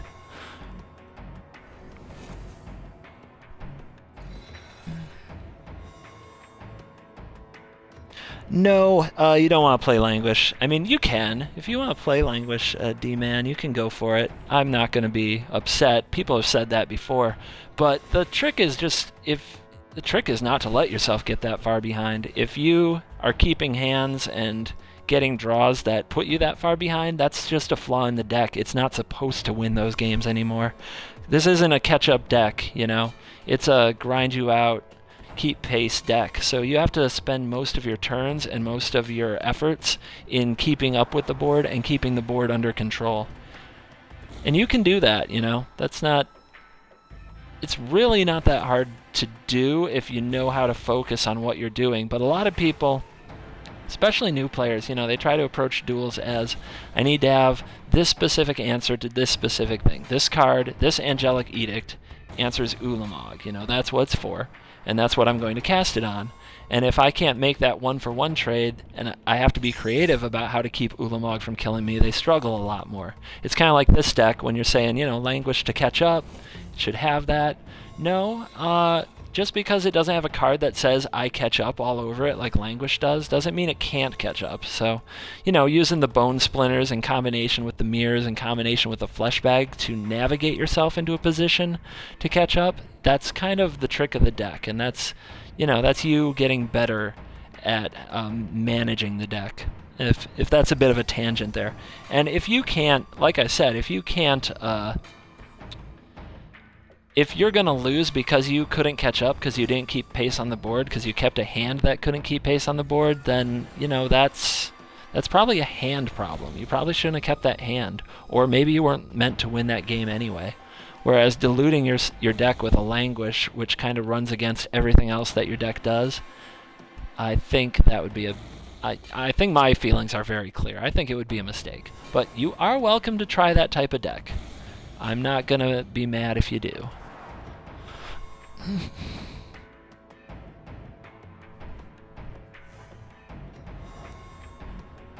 The deck just wants to live in a world where it can go wide and put a bunch of things on the board so it can Husk combo kill you or defend a Planeswalker or draw a bunch of cards with Smothering Abomination. You know, Languish is insanely counterproductive to that goal. Displacement Wave is more interesting because you get all your Enter the Battlefield triggers again, and that's something I'd be a bit more curious about, but not Languish. I'm not going there. But any of you are welcome to play it. I will tell you my reasons for not doing it, but that doesn't mean you can't do it. That doesn't mean you shouldn't. You can also prove me wrong. I can be wrong. It also happens that way. I'm going to bounce it. Okay.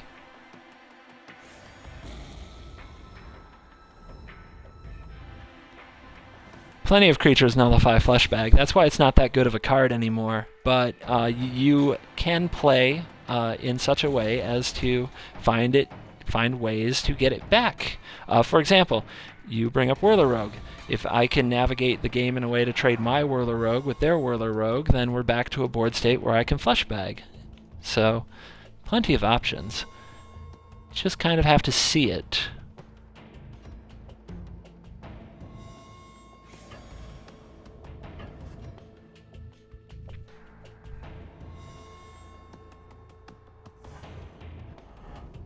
Now, I'm tempted to run out Smothering Abomination again, but it kind of gave him a big tempo boost last turn to top deck that Disperse, and he may have more cards like that. So I don't know. I'm really tempted to go Leap Visionary this turn. I think I will. Because those are harder to take tempo advantage against, and it seems like he has a lot of those effects, Anchor to the Ether and Disperse in his deck. Now that's a pretty good draw. I want to get that out on the battlefield. I think that could just win next turn.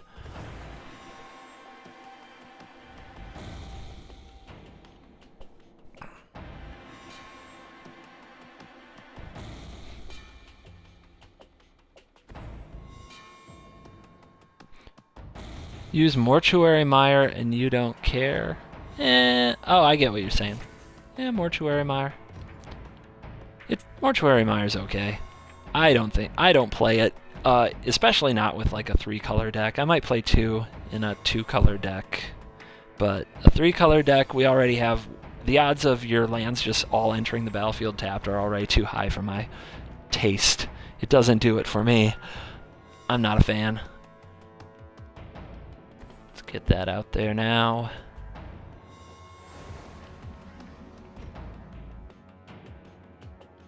Thopter over the top, Husk at ya. What do you got?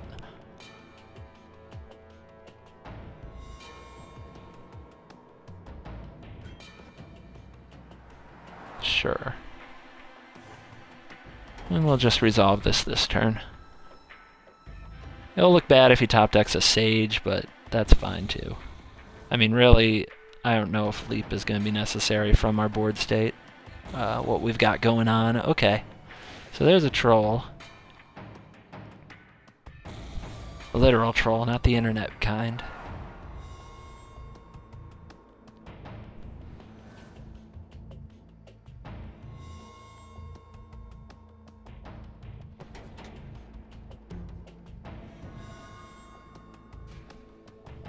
Okay.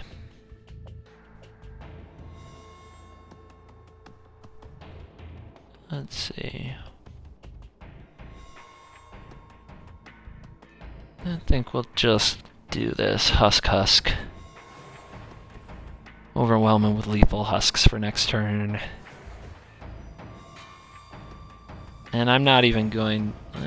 no, I can attack. I can just trade them if I want to. No, I don't want it. Yeah, we'll attack.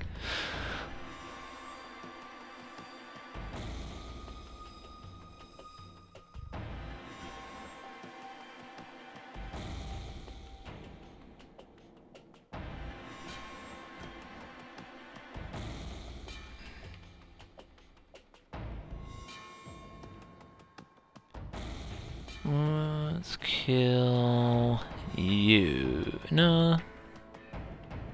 You. And we'll just, see. Of course he's gonna regenerate. That doesn't bother me, but let's, get...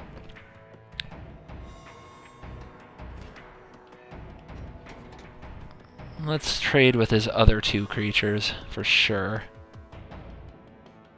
And then, the Fleshbag Marauder can pick off the Troll next turn.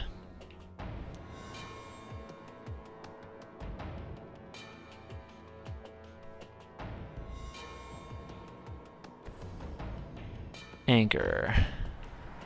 No, that's fine. We'll just pitch it now. We've had all the value from it. And I think we can just win this turn, so no reason to worry about that.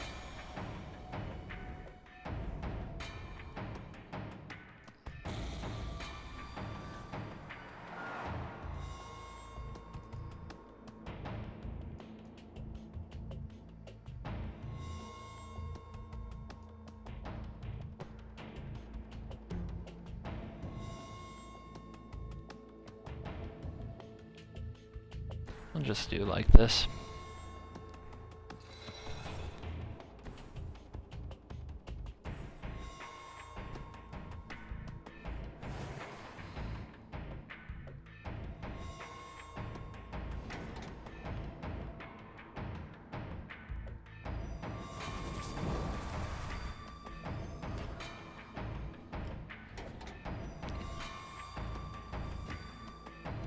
And that'll be closure on this tempo game here.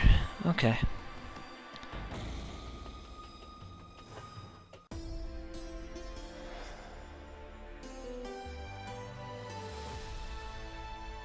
If you don't have a rogue to render it unblockable, then language could possibly clear the other side. Yeah, man, D-man, I'm telling you, you're welcome to try it. I don't think it's right. I don't agree, but you could prove me wrong. You know, I'm wrong. It happens. All right. So let's see. Do I want to get any more games in? What time is it? It's about going on about 7. I'm getting pretty burnt out, but I kind of want the rubber match, so I'm gonna ask him. I'm gonna ask Jackie here if he wants to do one more.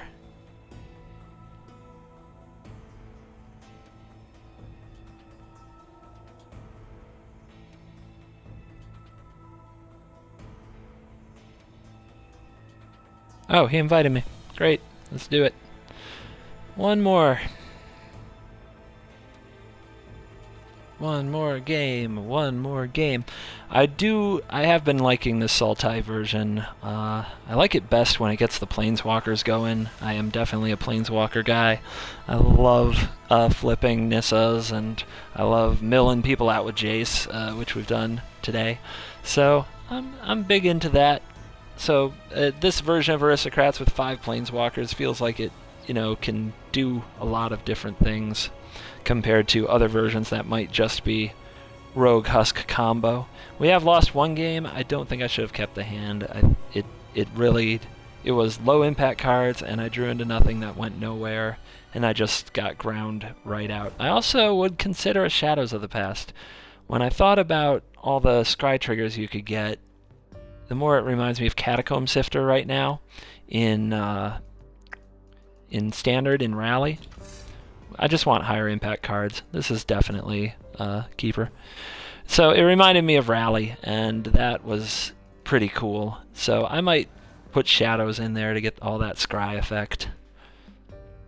The real question is turn 2. And I think we're looking at, okay, Elves. Elves does like Reeve Soul. Bone Splinters wouldn't, Bone Splinters won't, there's nothing I could do about it, so it wouldn't bug me, but am I supposed to get Jace out now, or am I supposed to get Visionary out now? And it's a pretty big decision. Having Jace out isn't something I'd want to sacrifice to a Husk. And this does look like we could curve, Visionary into Husk into Abomination. And I have a Bone Splinter, so I want something I can sacrifice to that. So I think Visionary is the answer in this case. I think most people would jam Jace there. Okay, that's a good draw. That can combine with Bone Splinters to keep elves off their game. Also, I don't think we trade if he comes in. I mean, keeping elves off elves is usually really good. I don't know. We're kind of a control deck right now. I feel like we're pretty close to being the control. But having a board makes Husk so much better. And he's not attacking anyway. Alright. We'll get this online. I have not played against elves in a hot minute, so this should be an interesting one. But if I remember correctly, the big turn is this one coming up. Well, he doesn't have an untapped land. So we're looking for the 4-drops like Lissalana and Dwynnin. Those are who we really want to hit with one of these. And we need to draw some lands over on this side of things. Considering an attack. I don't think there's one to be had. Yeah, I would play that guy though. Pretty good. Boom, take 4. And you add to your board. It's good stuff. So, do I want to cast Mirror now?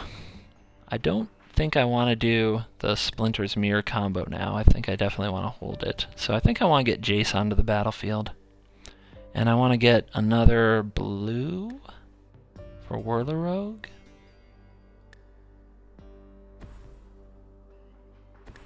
If he's not attacking into Husk yet, I think he won't attack into Husk this turn. So, but could be wrong about that. We'll put him to the test. We want to start getting a graveyard for Jace, because we'll probably have to flash this back, the way this game is turning out. There's an attack. Do I just take 2 here? Trading Visionary for his Dwynnin is fine, actually, but let's see. It gets better next turn if I play Abomination. But I think I'm going to end up having a mirror turn next turn. So, yeah. I think just trading Visionary for Dwynnin is fine, although it puts my Husk in harm's way. But if he does something about that, we'll have a Perilous Mirror turn and try to get the board closer to parity. Okay, well, parity's not happening anytime soon. And your whole idea about Languish is going to probably look great this game, but that doesn't change my opinion. No offense. Nothing intended. We can disagree about Magic cards all day and still get along. It's one of the cool things about this game. Huh. Well, I think I need to... Let's see. I could flip Jace this turn. That would be pretty groovy.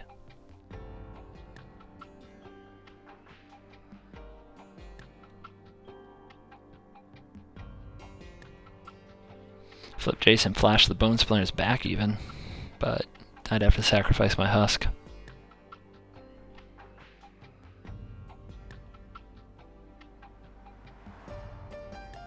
This is pretty tough. If he's slow rolling one of the big guys, he's pretty smart, but I think he'd have just jammed it. So I think at this point we have to get the board under control. So I think it's Mirror, Bone Splinters, flip Jace. And we'll go it like this.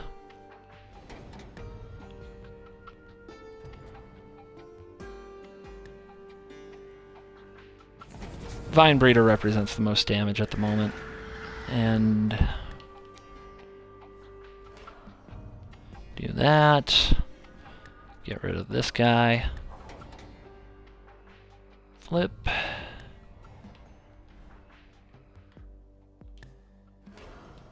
Hit there, and now we'll see if he has one of the, if he was slow rolling one of those bigger creatures. One of those 4-drops that elves really needs.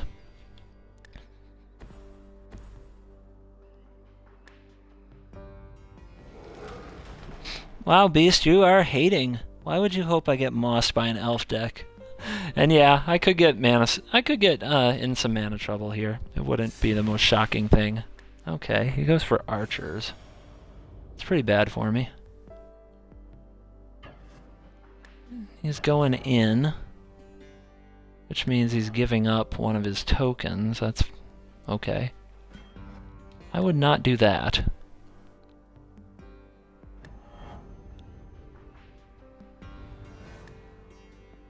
Blister Pod is pretty good, but I think I need to try to rip another forest. If I rip another forest, I'm in really good shape. The play is to minus this and flash back the Bone Splinters, sacrificing whichever creature I play. So if it's Blister Pod, then I do get the Scion, but I don't get the draw. Maybe it's safer just to not take the draw right now. Maybe it's safer just to hit the pod, but I really do need to dig for that green. Pod, though, gives Husk an answer against Jagged Scar. So I think I will... it's tough. If I miss the green, I'm really dead in the water, so I think I have to do it like so.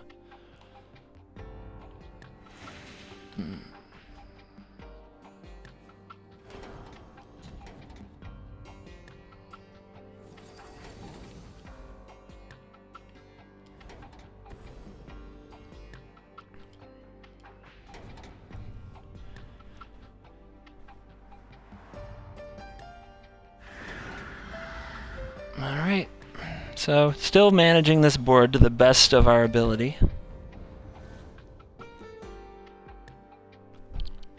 And yeah, we have been really short on lands. What did we have in this hand to start with? Did we have 3? I think we had 3. So, out of, I think what are we, 16 cards deep? It's pretty unlikely. But, you know, this is, if you watch this stream, this is what happens. This is what happens. For all the times people poke at me for being lucky, there are plenty of times like this. That's a big one. So he's gonna rebuild a super wide board, and kudos to him for it. If he goes after Jace here, Jace is just going down. I'm not even gonna try to protect it, because we need to get our own board a bit wider and get some things happening. So let's see what he does. I wonder how much sniping he might be doing on me. I haven't seen anything to really convince me yet. 3 Dwynen's elite. Do I see that right? Did he draw all 3 elites? Yeah, he did. That's a house. So we'll pick this guy off because we can. Jace will go down. Shouldn't have attacked with that guy. He doesn't seem to care about his tokens though. There's a land. It's very tempting to slam Ob, take out Jagged Scar, lose Ob, but I don't think I want to go there. If I play Smothering Abomination, he can shoot at it with his Jagged Scar, so that's a big negative.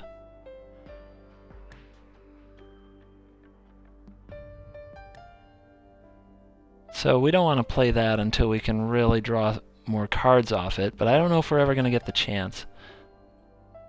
So I think I'm going to Visionary this turn, Ob, kill Jagged Scar next turn, Smothering Abomination the turn after that, and in the meantime try to be alive. Fun. Let's do it. I love this plan.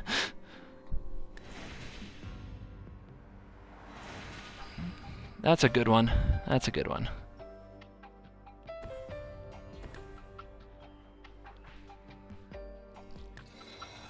I love this plan. I'm excited to be a part of it. Let's do it.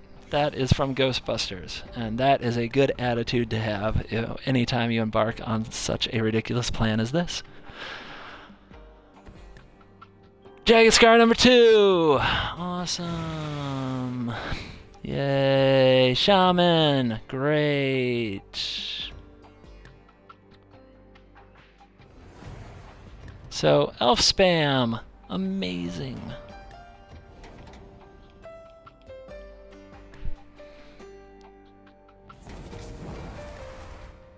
Saves me 1 damage to do it with the ability on the stack. Let's see if he just turns all the action sideways here.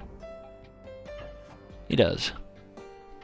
So, if we go block, block, make a 6/6, make an 8/8, we can eat one Jagged Scar, still have a Husk, take 3, go to 7, Ob kills his other archers, and we have a Husk versus 7 damage, which means we have to chump block with our Husk, so it's just not a long-term way out. So I think we trade and go like here and go here. Although it takes away the mirror draw, which is probably our best chance. And yeah, having the Husk and drawing like some perilous mirrors or something is our best chance probably. I don't know. This puts Flesh Bag back on the table. Well, we got it. Yeah. Okay.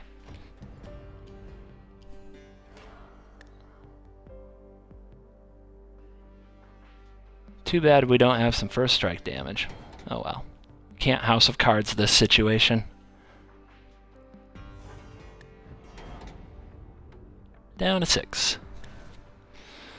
So Ob doesn't save us.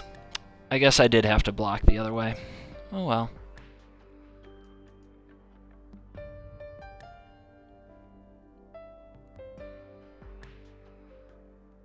I don't have a way to get 2 creatures out, so, you know, that's it. That's the game.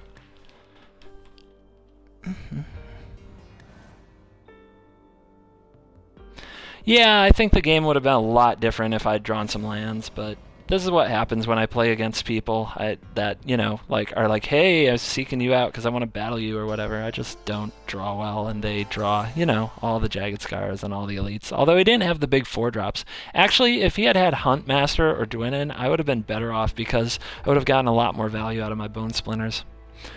Oh, well, down we go. Good games to my opponent. I'm also always skeptical. He's probably sniping the stream pretty hard. And he'll probably tell his friends that he kicked my ass, but that's fine. He might not be. I'm just always suspicious when somebody like invites me that I don't know. So that's the only reason I say that.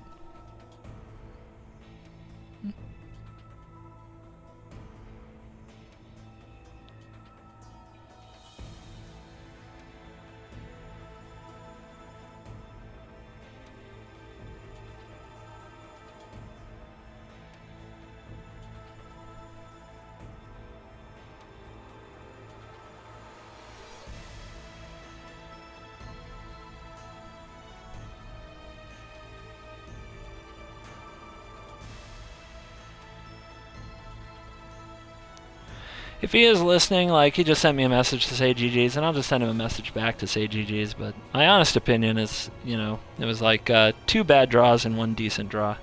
But that's the way it goes. I also really do not care if I lose to elves, because I think elves are horrible, and I don't think they'll, you know, actually, I don't think losing to elves even counts the way that it is right now. If we get some new elves in a future set, you know, that'll change. Right now, I think it's just like so noob-tastic to spam elves at somebody.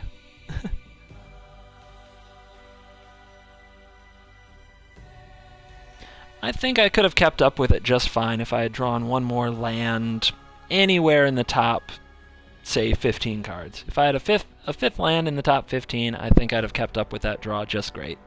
I think there were plenty of points there where I was just that one land out of it. And that's the way it goes. It's not the end of the world. Does make me wonder, like, I really like this deck. And I really think it's good. I don't know what to make of the 2 losses that we had. The one was definitely a bad hand. You can get draws with the Aristocrats deck, where you just don't get the good half of the deck, where you don't get the cards that make a big difference. It's hard to cut Flesh Bag from this. It actually, you know, it was there a lot of times, but did we always need it? I don't know. Could it be something else? It could be Carrier Thrall, which isn't in here. It could be Sky Spawner, which also isn't in here. And both of those would be kind of some different choices. would be some very different choices. So I think the Bone Splinter Mirror combo was good so often. I hate going up to 3 Bone Splinters because I know what happens. I'm always going to draw like 3 of them in a row with no creatures.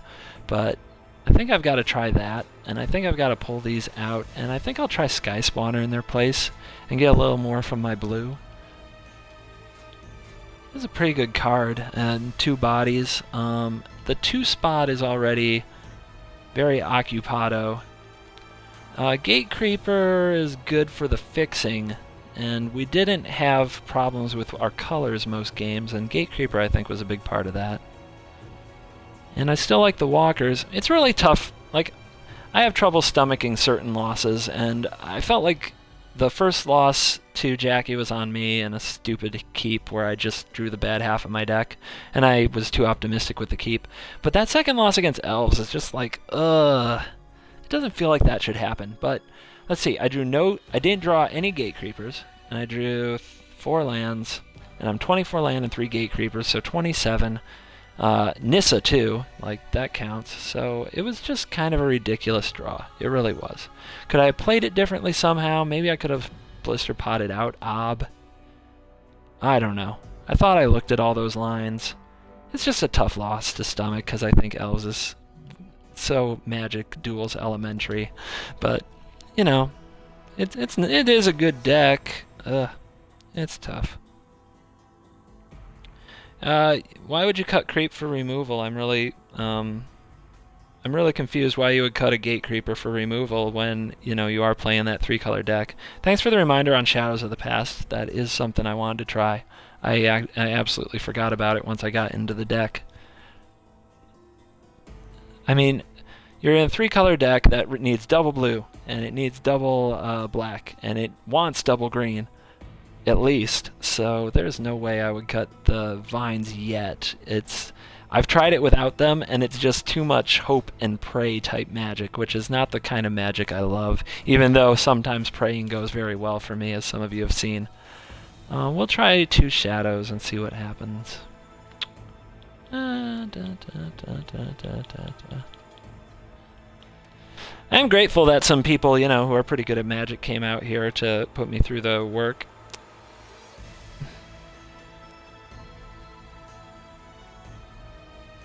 Elves win more than lose. Spoken like true elementary duels magic. I mean, Elves is, it's linear aggro at its finest. It's like, I jam this stuff, and if you can't handle it, I win. And if you get a good draw with Elves, you just win. You're right. But I don't. It's not that I don't respect it, it's that I think it's lame. Can I put it that way? Is that okay? If I say it like that, do you guys, get my vibe? It's not that you shouldn't respect Elves when building decks and thinking about what you need to beat in the format, but I just think they're lame, and I hate losing to them. Because usually I can use whatever tools I have in my deck and whatever skills I've accumulated at Magic, and I can figure out the important cards to remove, and I can battle back and kind of fight through them and pull it off. But sometimes you get the bad draw, and sometimes they get the amazing elf draw, and it doesn't matter if they're rank 0 or rank 40. If they're playing Elves, sometimes they just elf draw you, and your draw is even a little bit awkward and you lose, and that's elementary Magic, and that's what I think. That's how I feel. Red aggro, at least, I have an appreciation for red aggro because there are several ways to build it in this format, and you can kind of pick what you think is the right way based on the metagame. Like, do you want to go over the top with Prowess, Majoring Bully, Call of the Full Moon auras, or do you need to go wide with Dragon Fodder and Thopter Engineer and things like that? Do you want all the burn spells, or you just need some burn spells? Elves, it's like you slam the 30 best elves, which are really obvious from green and black, into a deck, and you shuffle and you pray. And I don't think I can explain it much better than that. Beast, what is your problem with Acid Moss, dude? Like, you run it. Like, you have Acid Moss in your tournament deck. You moss people as much as anybody. So I don't know what you're hating on for. I'm confused. Let's see. A forest lets both of these come into play untapped, and we don't have to Evolving Wilds yet. We can try to draw another black or another blue to educate what our wilds should get. So that's what we'll do. Land destruction is elementary magic. Until you go sinkhole into stone rain, don't talk to me about land destruction as elementary magic. You guys don't know how good you have it that the land destruction spells are 4 mana. You don't know. No respect, I tell ya, from the kids these days. No respect. Sinkhole, black, black. Stone rain, red 2. Both say destroy target frickin' land. So you could start losing lands as early as turn 1. Oh, I didn't mention strip mine. So my first Pro Tour, 4 strip mines. You could play 4 strip mines in your deck, and almost every deck in the top like 100 had strip mine in it. Oh wait, that was my first Pro Tour. That was my first Nationals. That wasn't the first Pro Tour, because the first Pro Tour was the first time they restricted strip mine. So I take that back. But still, strip mine, you guys, come on. That's where it's at. So our opponent's just doing nothing. I guess we'll make him answer a mirror. Or we could do nothing with him. Let's just do nothing with him. Let's just play the grind.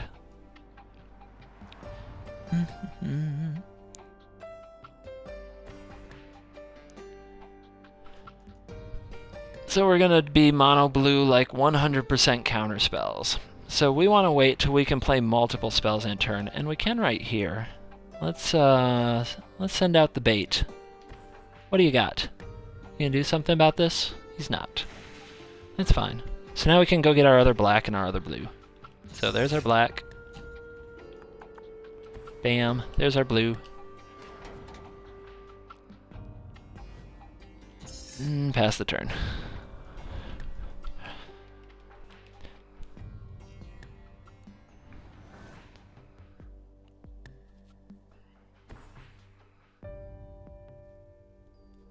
So my objective is going to be... Oh, okay. You've got an eel. My objective just went out the window. Oh, I love magic. I wonder if I have to kill that with something like a Bone Splinters. I don't have Flesh Bag anymore, so we won't be digging for that.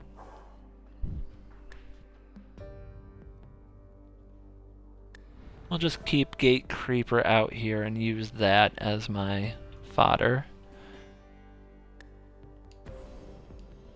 Guess we have to.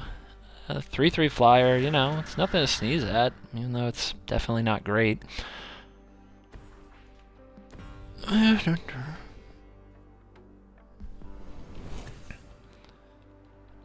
Just because you can play Acid Moss, like 4 of them, doesn't even mean you have a land destruction deck, for God's sakes.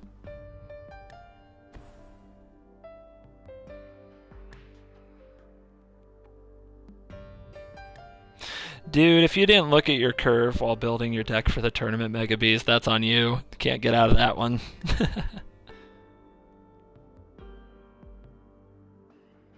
Oh, you're Jackie Raven. Tania Raven. You're Jackie. Alright, that's cool, dude. I'm sorry if I sound all salty about elves. I don't mean to be salty. You can play whatever deck you like. It's just, I like to pick on elves. I hope that's okay. Because like I said, I just kind of have my opinion about it. It's a deck that builds itself, and you can lose to it whether you're 0 rank or 40 rank. So that's... I hope it doesn't sound too salty, but that's cool.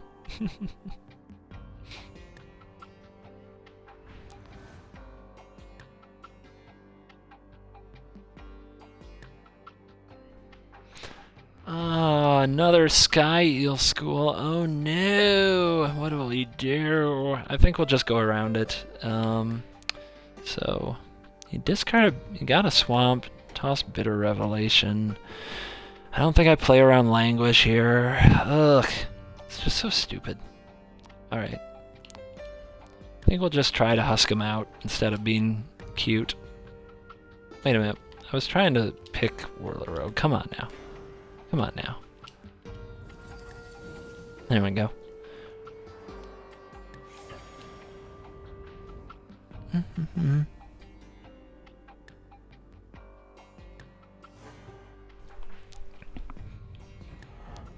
It's just the frickin' elves. I don't know how many times I could say that. Frickin' elves. They're so annoying. And again, like, if I lose to them, I'm even like, you know, whatever. My deck should be able to compete with it, but I'm not gonna play a deck that has, you know, sweepers in it just because I might play elves. This deck is probably weak to Thopters too, but it does have a lot of play. It just has a lot of game, and I think it could have fought its way through elves. I'll take on another elf deck, that's fine. Maybe not. I mean, it all depends. God draws. Elves in the God draws. One of my favorite games, I think it was like my third time streaming. It was like my first week with my XB1, and just one of the most ridiculous games. Oh, what's he doing? Okay. Love it. Thank you. Let me get some payoff while we're at it over here. I wonder if that displacement wave is going to actually be a problem. I was just thinking about putting it into the deck because you get to reuse the ETBs. But, I mean, I guess it's a big setback.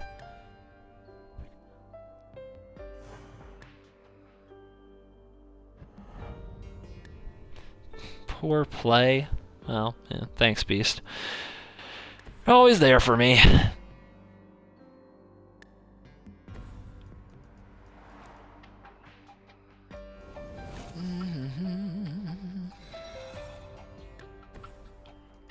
Now let's see if I get grounded out by the eels. Sky Eel School. Okay.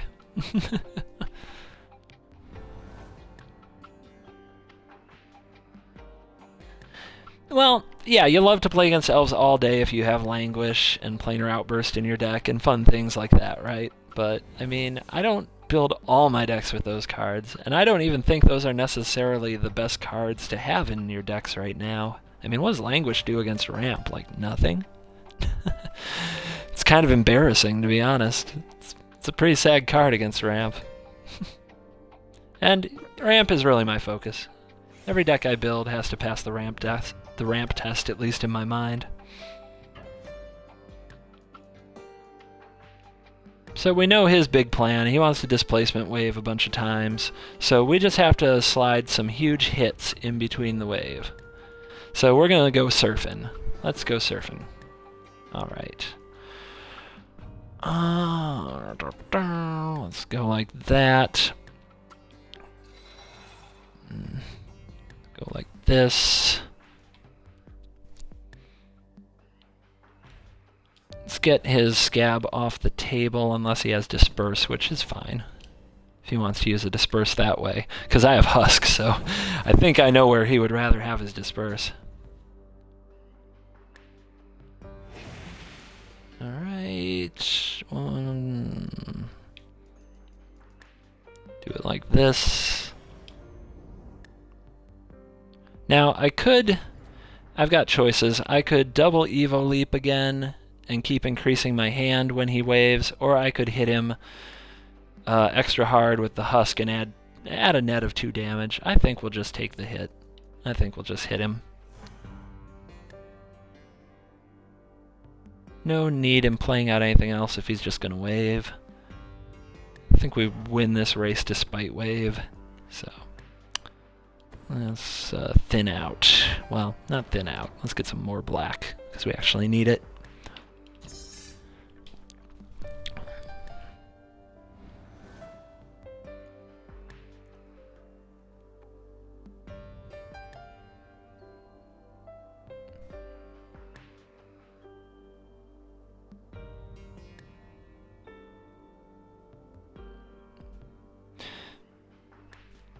I mean, it can let your flesh bag get rid of Gaia or Ulamog. Okay, if you have 7 mana, and that is in the face of Acid Moss, so I don't take that for granted at all. If you have 7 mana, you can Languish, wipe away like their Gate Creeper Vines or whatever, and then you can cast Flesh Bag and take out Ulamog, which, again, you know, could have exiled 2 lands.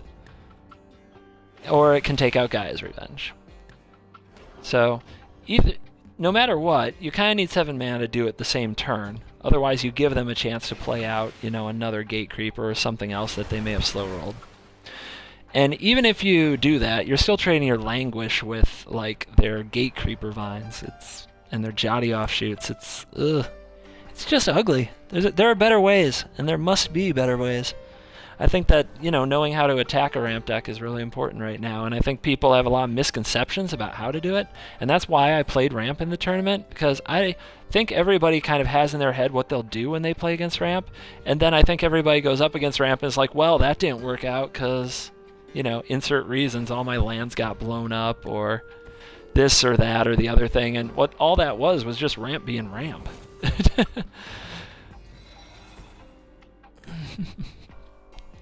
So all the things that I think people find as the ways to beat ramp aren't real. I think that they all everyone has a plan until they get punched in the face, Mike Tyson, right?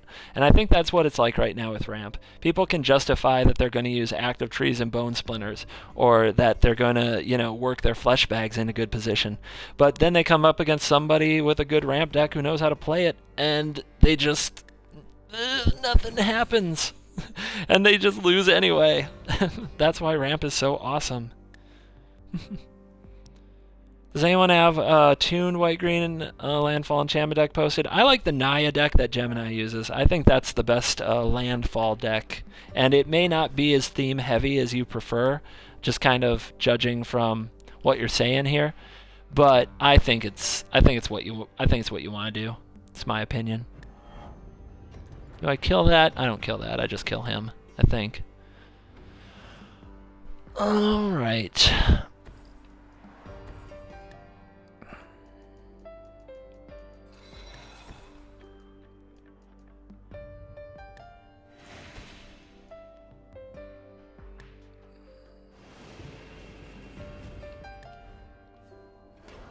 think we'll go for it and make him stop it, because even if he beats it, we're okay. Like, it's not over. Even if he beats it, we get to go at him again another turn. We'll just be very careful in what we sacrifice.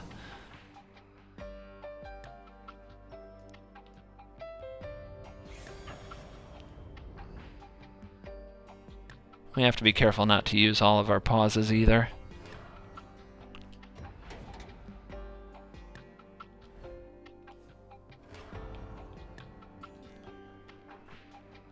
So we just need to get him down to 8 here.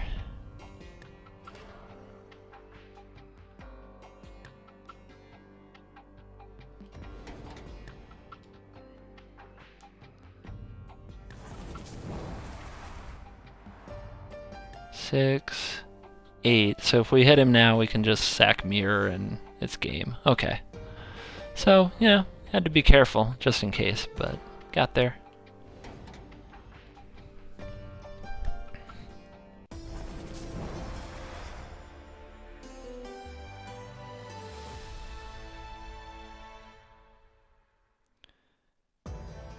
Did Gemini post a better Nihilist? I don't know. I don't dig into the deck posting forums nearly as much as others. And let's see here. Top decking like a pro is just a side benefit of playing so much Magic and getting unlucky so many times that eventually you'd have to win the lottery once, right? I mean, my goodness. If Magic games were lottery tickets, I'd have bought more lottery tickets than probably the whole country. Let's see. So maybe we'll do some Naya. This is, if I were to play a Gemini's deck, this is what I'd do to it. This is something I've been messing around with because I think the bones of his deck are really good, but this is where I'd take it. I would play this build right here, because you can still do the Broken Emeria stuff. It's only a few cards off his list. I mean, we get Ulamog in there, which I still think is really should have been in there. I like the one of Foundry because you can sack it, make 2 dudes, untap, and then, go off with Retreat and Nissa's Renewal and just kill them with flyers out of nowhere. I've actually done it a few times, and it feels really good. And it's just, kind of a little different interaction since the deck doesn't have anything else that, well, I guess it has Shepherd, but it's just kind of a little different wrinkle. And if you're running 25 lands anyway, I think we can get away with 1 brown land. Otherwise, Rolling Thunder. I've been writing that this card is amazing and is exactly what you need, and I started with none in my green-red deck, and then I added 1, and then I added 2, and by the time I registered for the tournament, I went up to 3. And you guys, if you watch that game, you know how important every single one, every single Rolling Thunder was. We needed all of them, and then even one off of a Green Warden to pull that game out of our butts. So I don't think I'll be cutting Rolling Thunders from decks that ramp up anytime soon. Also, Elvish Visionary, drawing cards. I don't think this deck needs From Beyond to get Ulamog, because if you look down there, there's only 12 creatures. 12 whole creatures. So if you get out Evolutionary Leap, and 6 of them cost, 2 mana or less. So if you get Leap out and just grind through like a handful of creatures, you'll arrive at Emiria Shepherd and Omnath and Ulamog in no time. So that's why there's no From Beyond, and that's why I think we can just grind them out with Leap. So this is what I do for kind of the Gemini build. And of course we have, our ramping spells with Nissa's Renewal is kind of the broken finisher that they don't see coming, and Acid Moss and Natural Connection. This is what I do with that deck.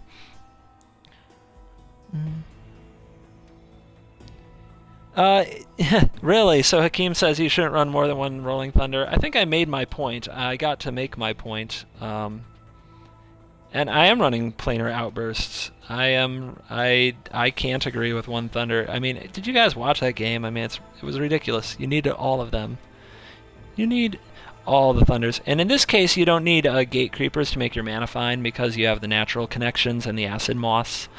And you have a good amount of dual lands because you're in friendly colors in Naya, so I think the deck does fine without those. Let's see. I've got a pretty long stream going, and I'm burning down a little bit, but I'm tempted to take it out.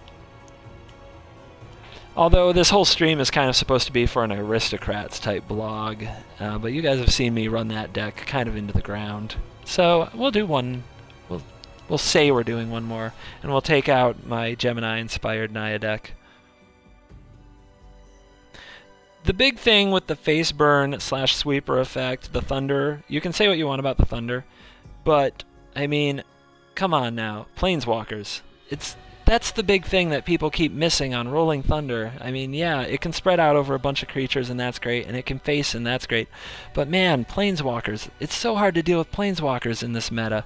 There's so few ways to do it, and Rolling Thunder gets there and wipes out a Planeswalker. It can wipe out a Gideon at a 1-for-1 value, although at a big mana disadvantage, but you're ramp, so that's okay. It can wipe out multiple Planeswalkers if you catch them in the right situation.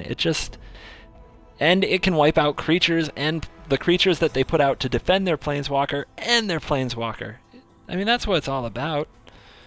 That's what it's all about. It is a crappy version of Banefire. Banefire rules.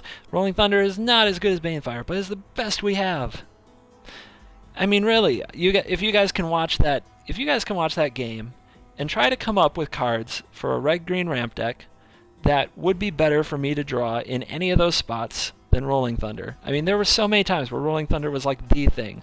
Twin Bolt wouldn't have done it, Ravaging Blaze wouldn't have done it, over and over again. Anyway, people will still, no matter what I do, and no matter how undefeated I go, and no matter how many people I thunder into oblivion, they will say, I think that 1 Thunder is fine. Yeah. That's cool, dude.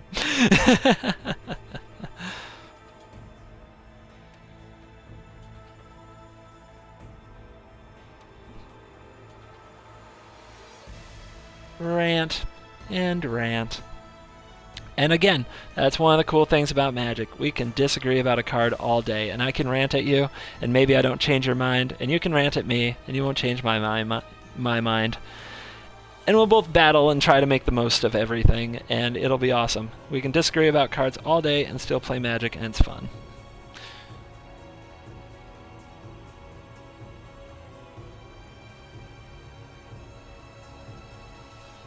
And unknown error. I wonder if that's a message that I should quit. Well, I don't know how to receive such messages, so I'm going to try one more time anyway. Ah, da, da.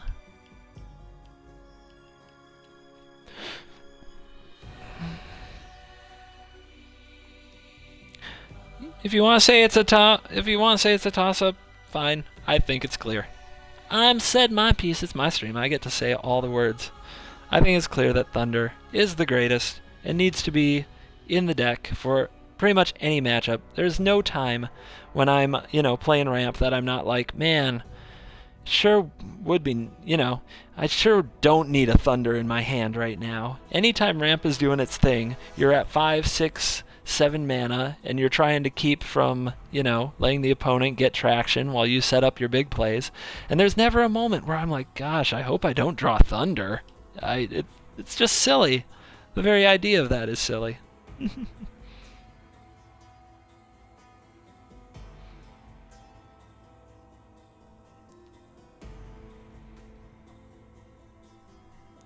Ravaging Blaze, for all its glory, it does need a target. And if the target gets messed with at instant speed in any way, it's like, ooh, rats. Now, I was a big defender of Ravaging Blaze last season, and I ran it in a lot of my green-red decks. But it did become a problem because of the Evolutionary Leap and Nantuko Husk that, sometimes you just couldn't cast the thing. It just didn't get there. And that's never a problem with Thunder, You don't. It's not just about finding a target. You always have at least one target. It's about how many do you want to hit.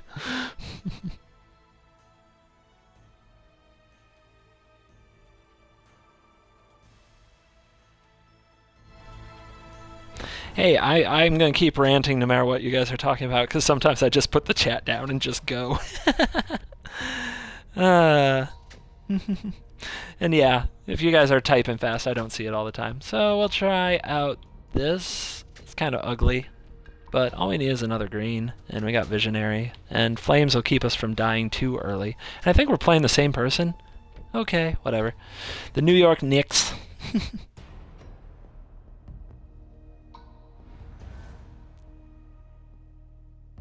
Hopefully we'll get to see the Foundry trickery, because I've had plenty of games where I'm like, I've got Retreat out but no board, and I play Foundry and it puts a 1/1 out, and then on end step I make 2 1/1 flyers, and then I untap and cast Nissa's Renewal and they die. It's kind of glorious. I really like it. It was very fun.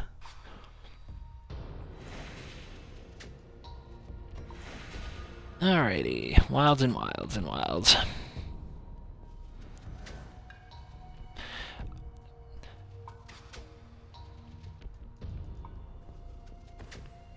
So the landfall theme looks really light because we're not running kind of janky stuff like Retreat to Kazandu, and, we're not running all the retreats that we possibly could, but we are ramping and we're getting payoff for how many lands we put out. So that's kind of where this is a landfall deck, and why you still need Sower and Nissa's Renewal are the big plays.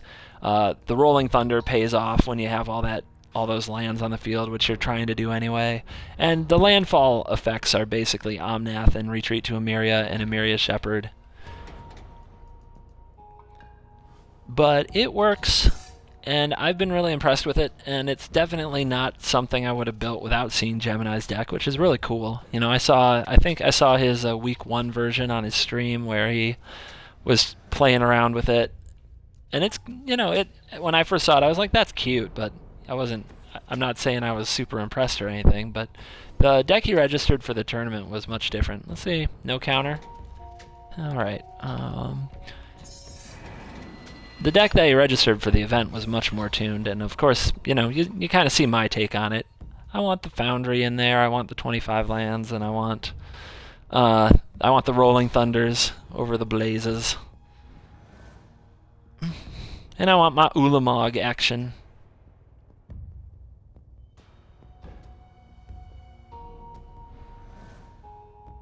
And Gemini says he's run like 27 lands now. I mean, wow.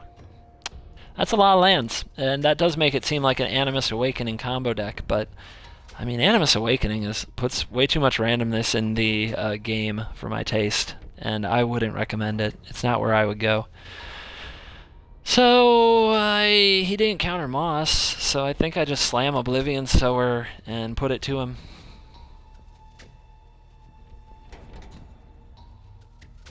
Haha, now I have 2 blue. We didn't have any way to take advantage of that, like a retreat, which is too bad, but oh well. Looks like we just kind of messed him over with our Acid Moss. This is going to be one of those Acid Moss games, which I think everyone is too familiar with at this point. And I don't blame him for not liking it, but it's still just a card. It's part of this game. I've been mossed. I think I got mossed 4 times today by Gemini in one of those games, and I won because he flooded out. You have to kill him after you moss him. If you don't kill him, they'll just rebuild.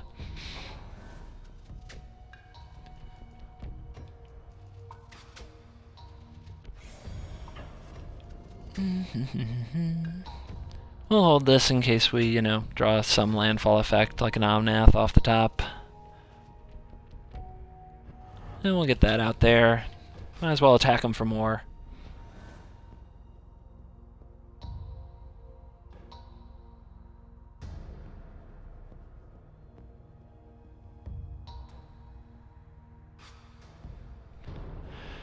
This guy in his Sky Eel school has taken a bit of a beating. It's kind of too bad we got matched up with him twice. Oh, jeez. I feel dirty. Let's just attack. I didn't even sack my Foundry. I'm just reading chat. I'm kind of already zoned out of this game, so if I screw up, I screw up. He hasn't countered anything yet, so we're just going to Thunder and see if he has a stop. Player uncalculated dismissal, even. And that was a quickie. Whew.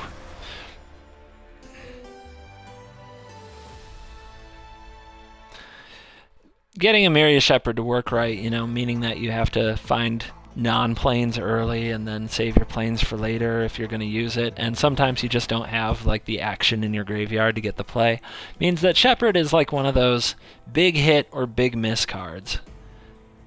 And obviously you need to judge it in the games where you needed a big hit. Did it provide it? And I think usually the answer is yes, but that's the way it goes.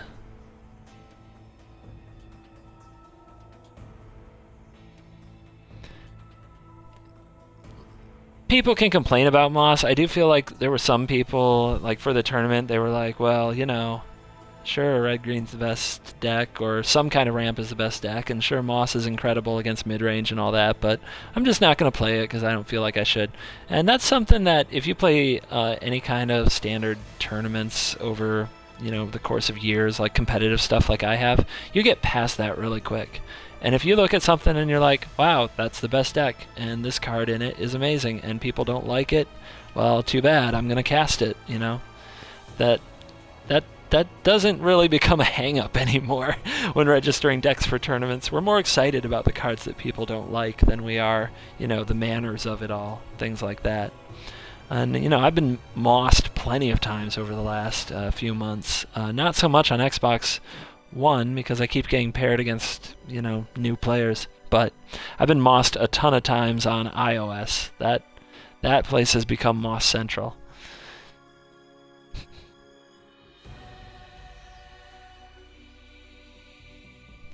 We're going to give this one more try, and if I don't get a game, I'm going to call the stream. I don't want to end it on one of those ugly Moss games, but it happens. One more try. One more try. Other End would be awesome. That would be a fun card to have. There are a lot of cards that we could have. That would be great. A few cards that would make Moss a lot less good would be things that you can do for 3 and 4 mana that are genuinely awesome.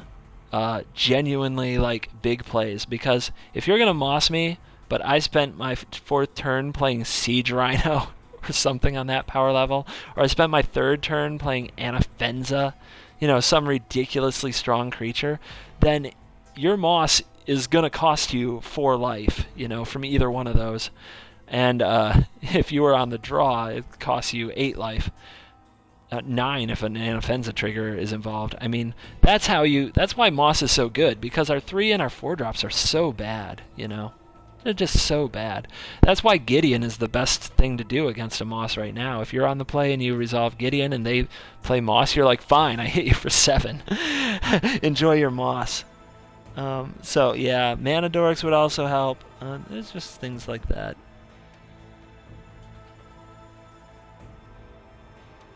You built my red-green deck, you played a few times, and you don't like it. Okay, that's fine. I'll keep playing it. First of all, I'd never play EDH because it's not supposed to be competitive, Mega Beast. That's how spike I am. I just never touch it. No thank you.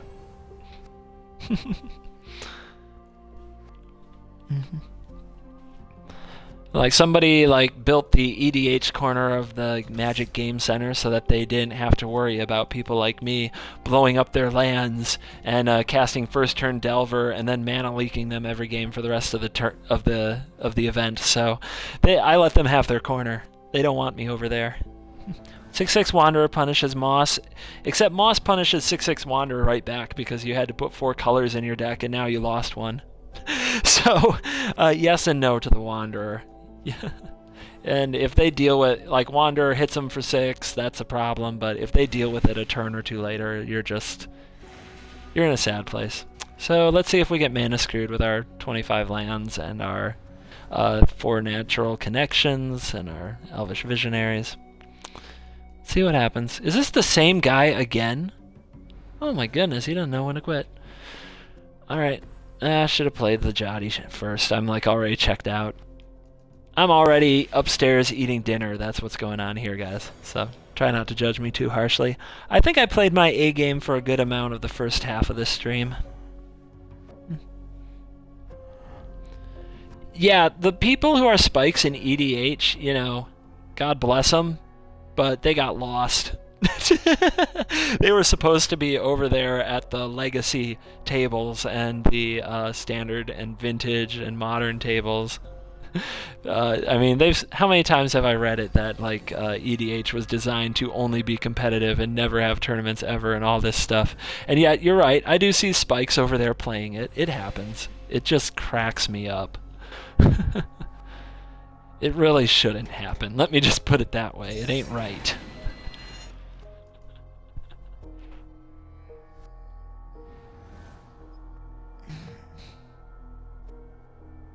I'm a basement dweller. My man cave is relegated to the basement. We've got 3 floors. Actually, it's not. It shouldn't even technically be a basement. It's just below ground level, but it's built into a hillside. So, both of them, I've got big windows that face, that face the outdoors and stuff. It doesn't feel like a basement. It's just the way it is.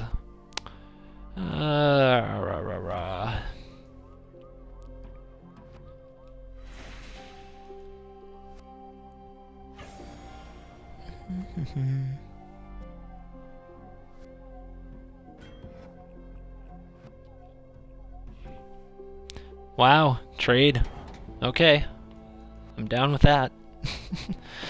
They're corpse hauler.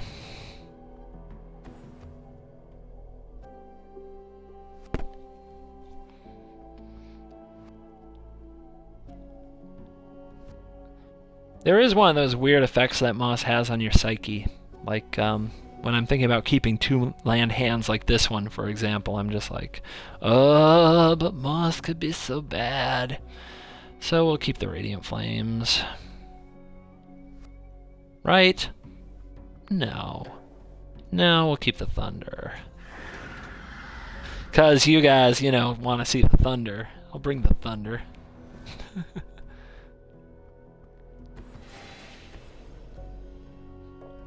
That's how we top deck. We'll keep the planes in the deck. Yeah, we'll keep the planes in the deck.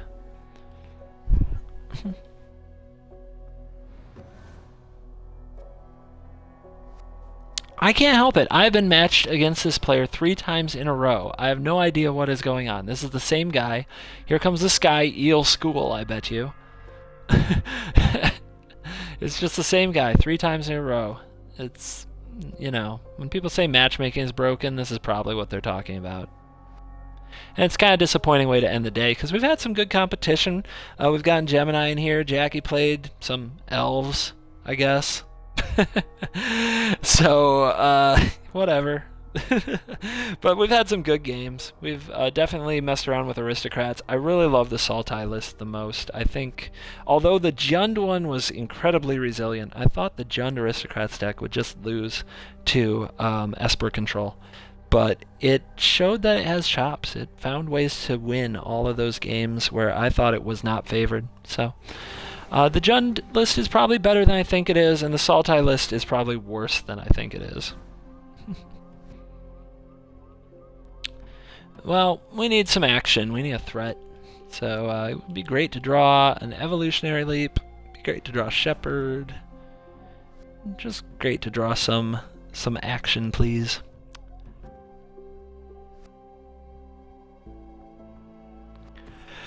I don't want to sit around with this guy doing nothing for too long. I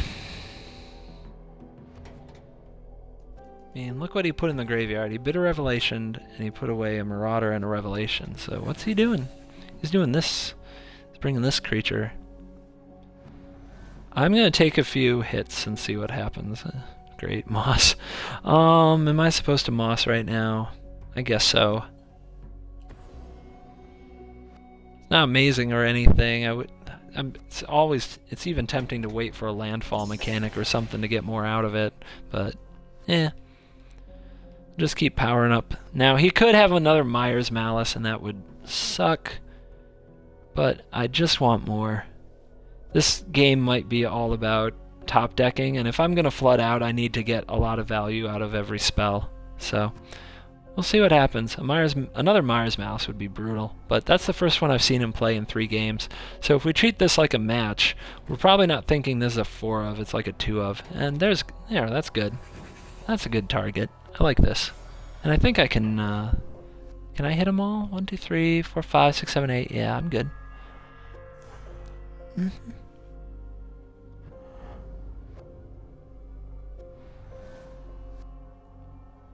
Food is getting cold. Wife is getting upset. Yeah. Okay, bye, Beast. Laters. So I think this just cleans this right up. So how about this Rolling Thunder, you guys? I know, I convinced several people. I'm just, at this point, I'm like, there is a part of me that I write all the time, and I write like every single week, and I talk about duels all the time, and I play all the time, and people, they like to poke at what they would do and what they wouldn't do, and I'm obviously the only one in the tournament playing 3 Rolling Thunder, and I don't know of any other decks like on NGA that play 3 Rolling Thunder. So I do feel like I'm on an island, and I'm over here screaming, you guys, you see how nuts this thing is? It's so nuts. Anyway, that's why I get a little touchy about it, I guess. And now he's got a tutelage. Oh my god!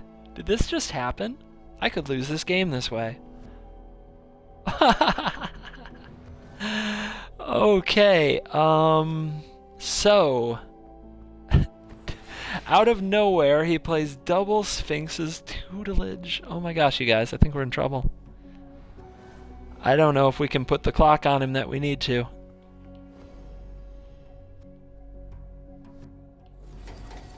Gideon, no! Oh no! So let's see if we drop this one as a kind of a hilarious ending to our antics today. Oh no!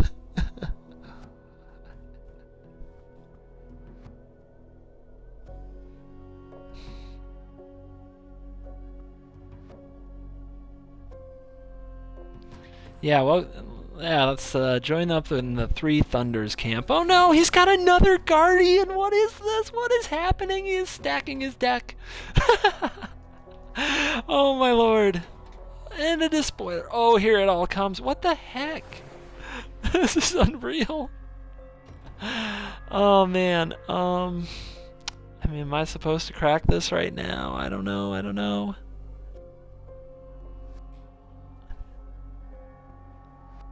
Let me think about what's in the deck. I'm gonna hold it. I think I have to draw a sweeper. I mean, it's not gonna do any good right now. Oh! Oh no! Oh my god. So this game just has been like more interesting every draw step for the last couple, and has not really shown at all what I would do, like what I kind of what the deck normally does. But here we are.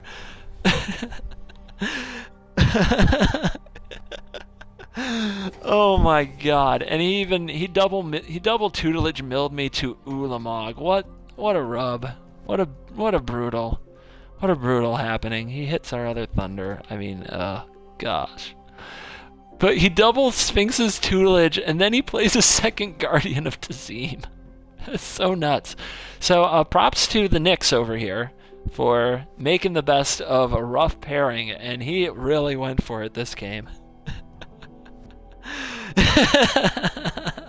You shall indeed not pass. Ulamog has had it with your insolence. He's like, enough is enough, and it's time for a change. Boom, Ulamog. He will not stand by and watch me get punked out by double tutelage in this blue-black Undead Servant Corpse Hauler deck. Oh, I'm cracking myself up over here, you guys. Oh my goodness. So I hope whatever insanity you've just witnessed was worth it. Oh yeah, bring that to spoiler. Here it comes. There's nothing. There's nothing he could do. There's no Celestial Flare. Okay. There's nothing he can do, right? Block! Take that! Away with you! You have just not despoiled this soul, I assure you. Oh my god. I feel like I'm in limb. I feel like it's happening all over again. Do you think we can like peel the last Rolling Thunder in the deck and win the game off this Nissa? Let's see. First, let's get this attack in.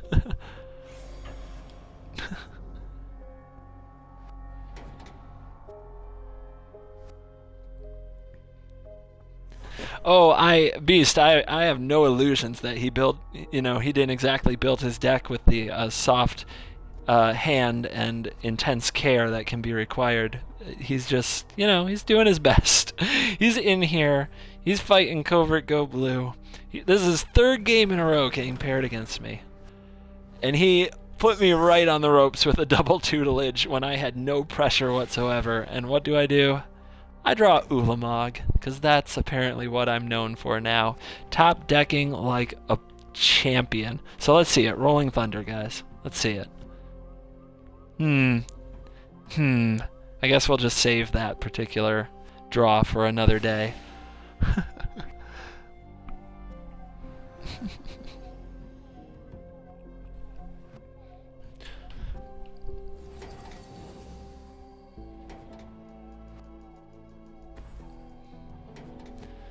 Alright, what could he possibly have? His own Ulamog would be funny. The mighty...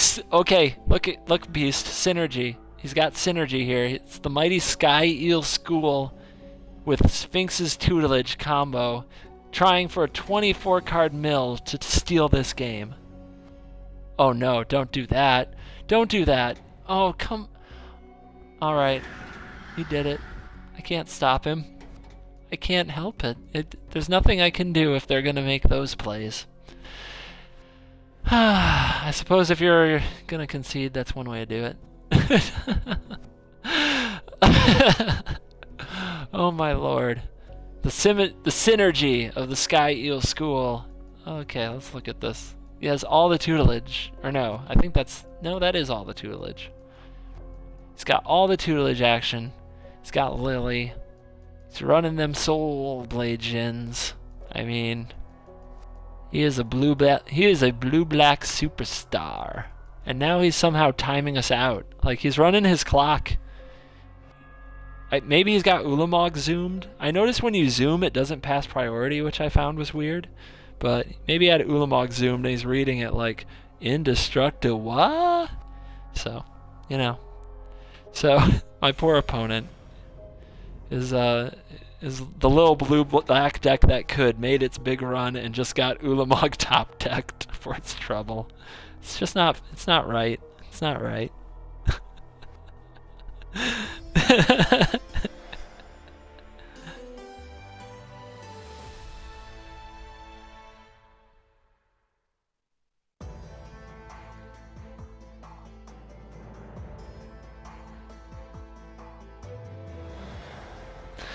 Gemini with some smack talk.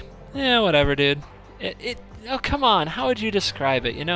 This is my first blue-black deck type thing, And he'll learn how to make better decks. It'll be fine. But when you see a deck like this, what are you supposed to say without sounding mean?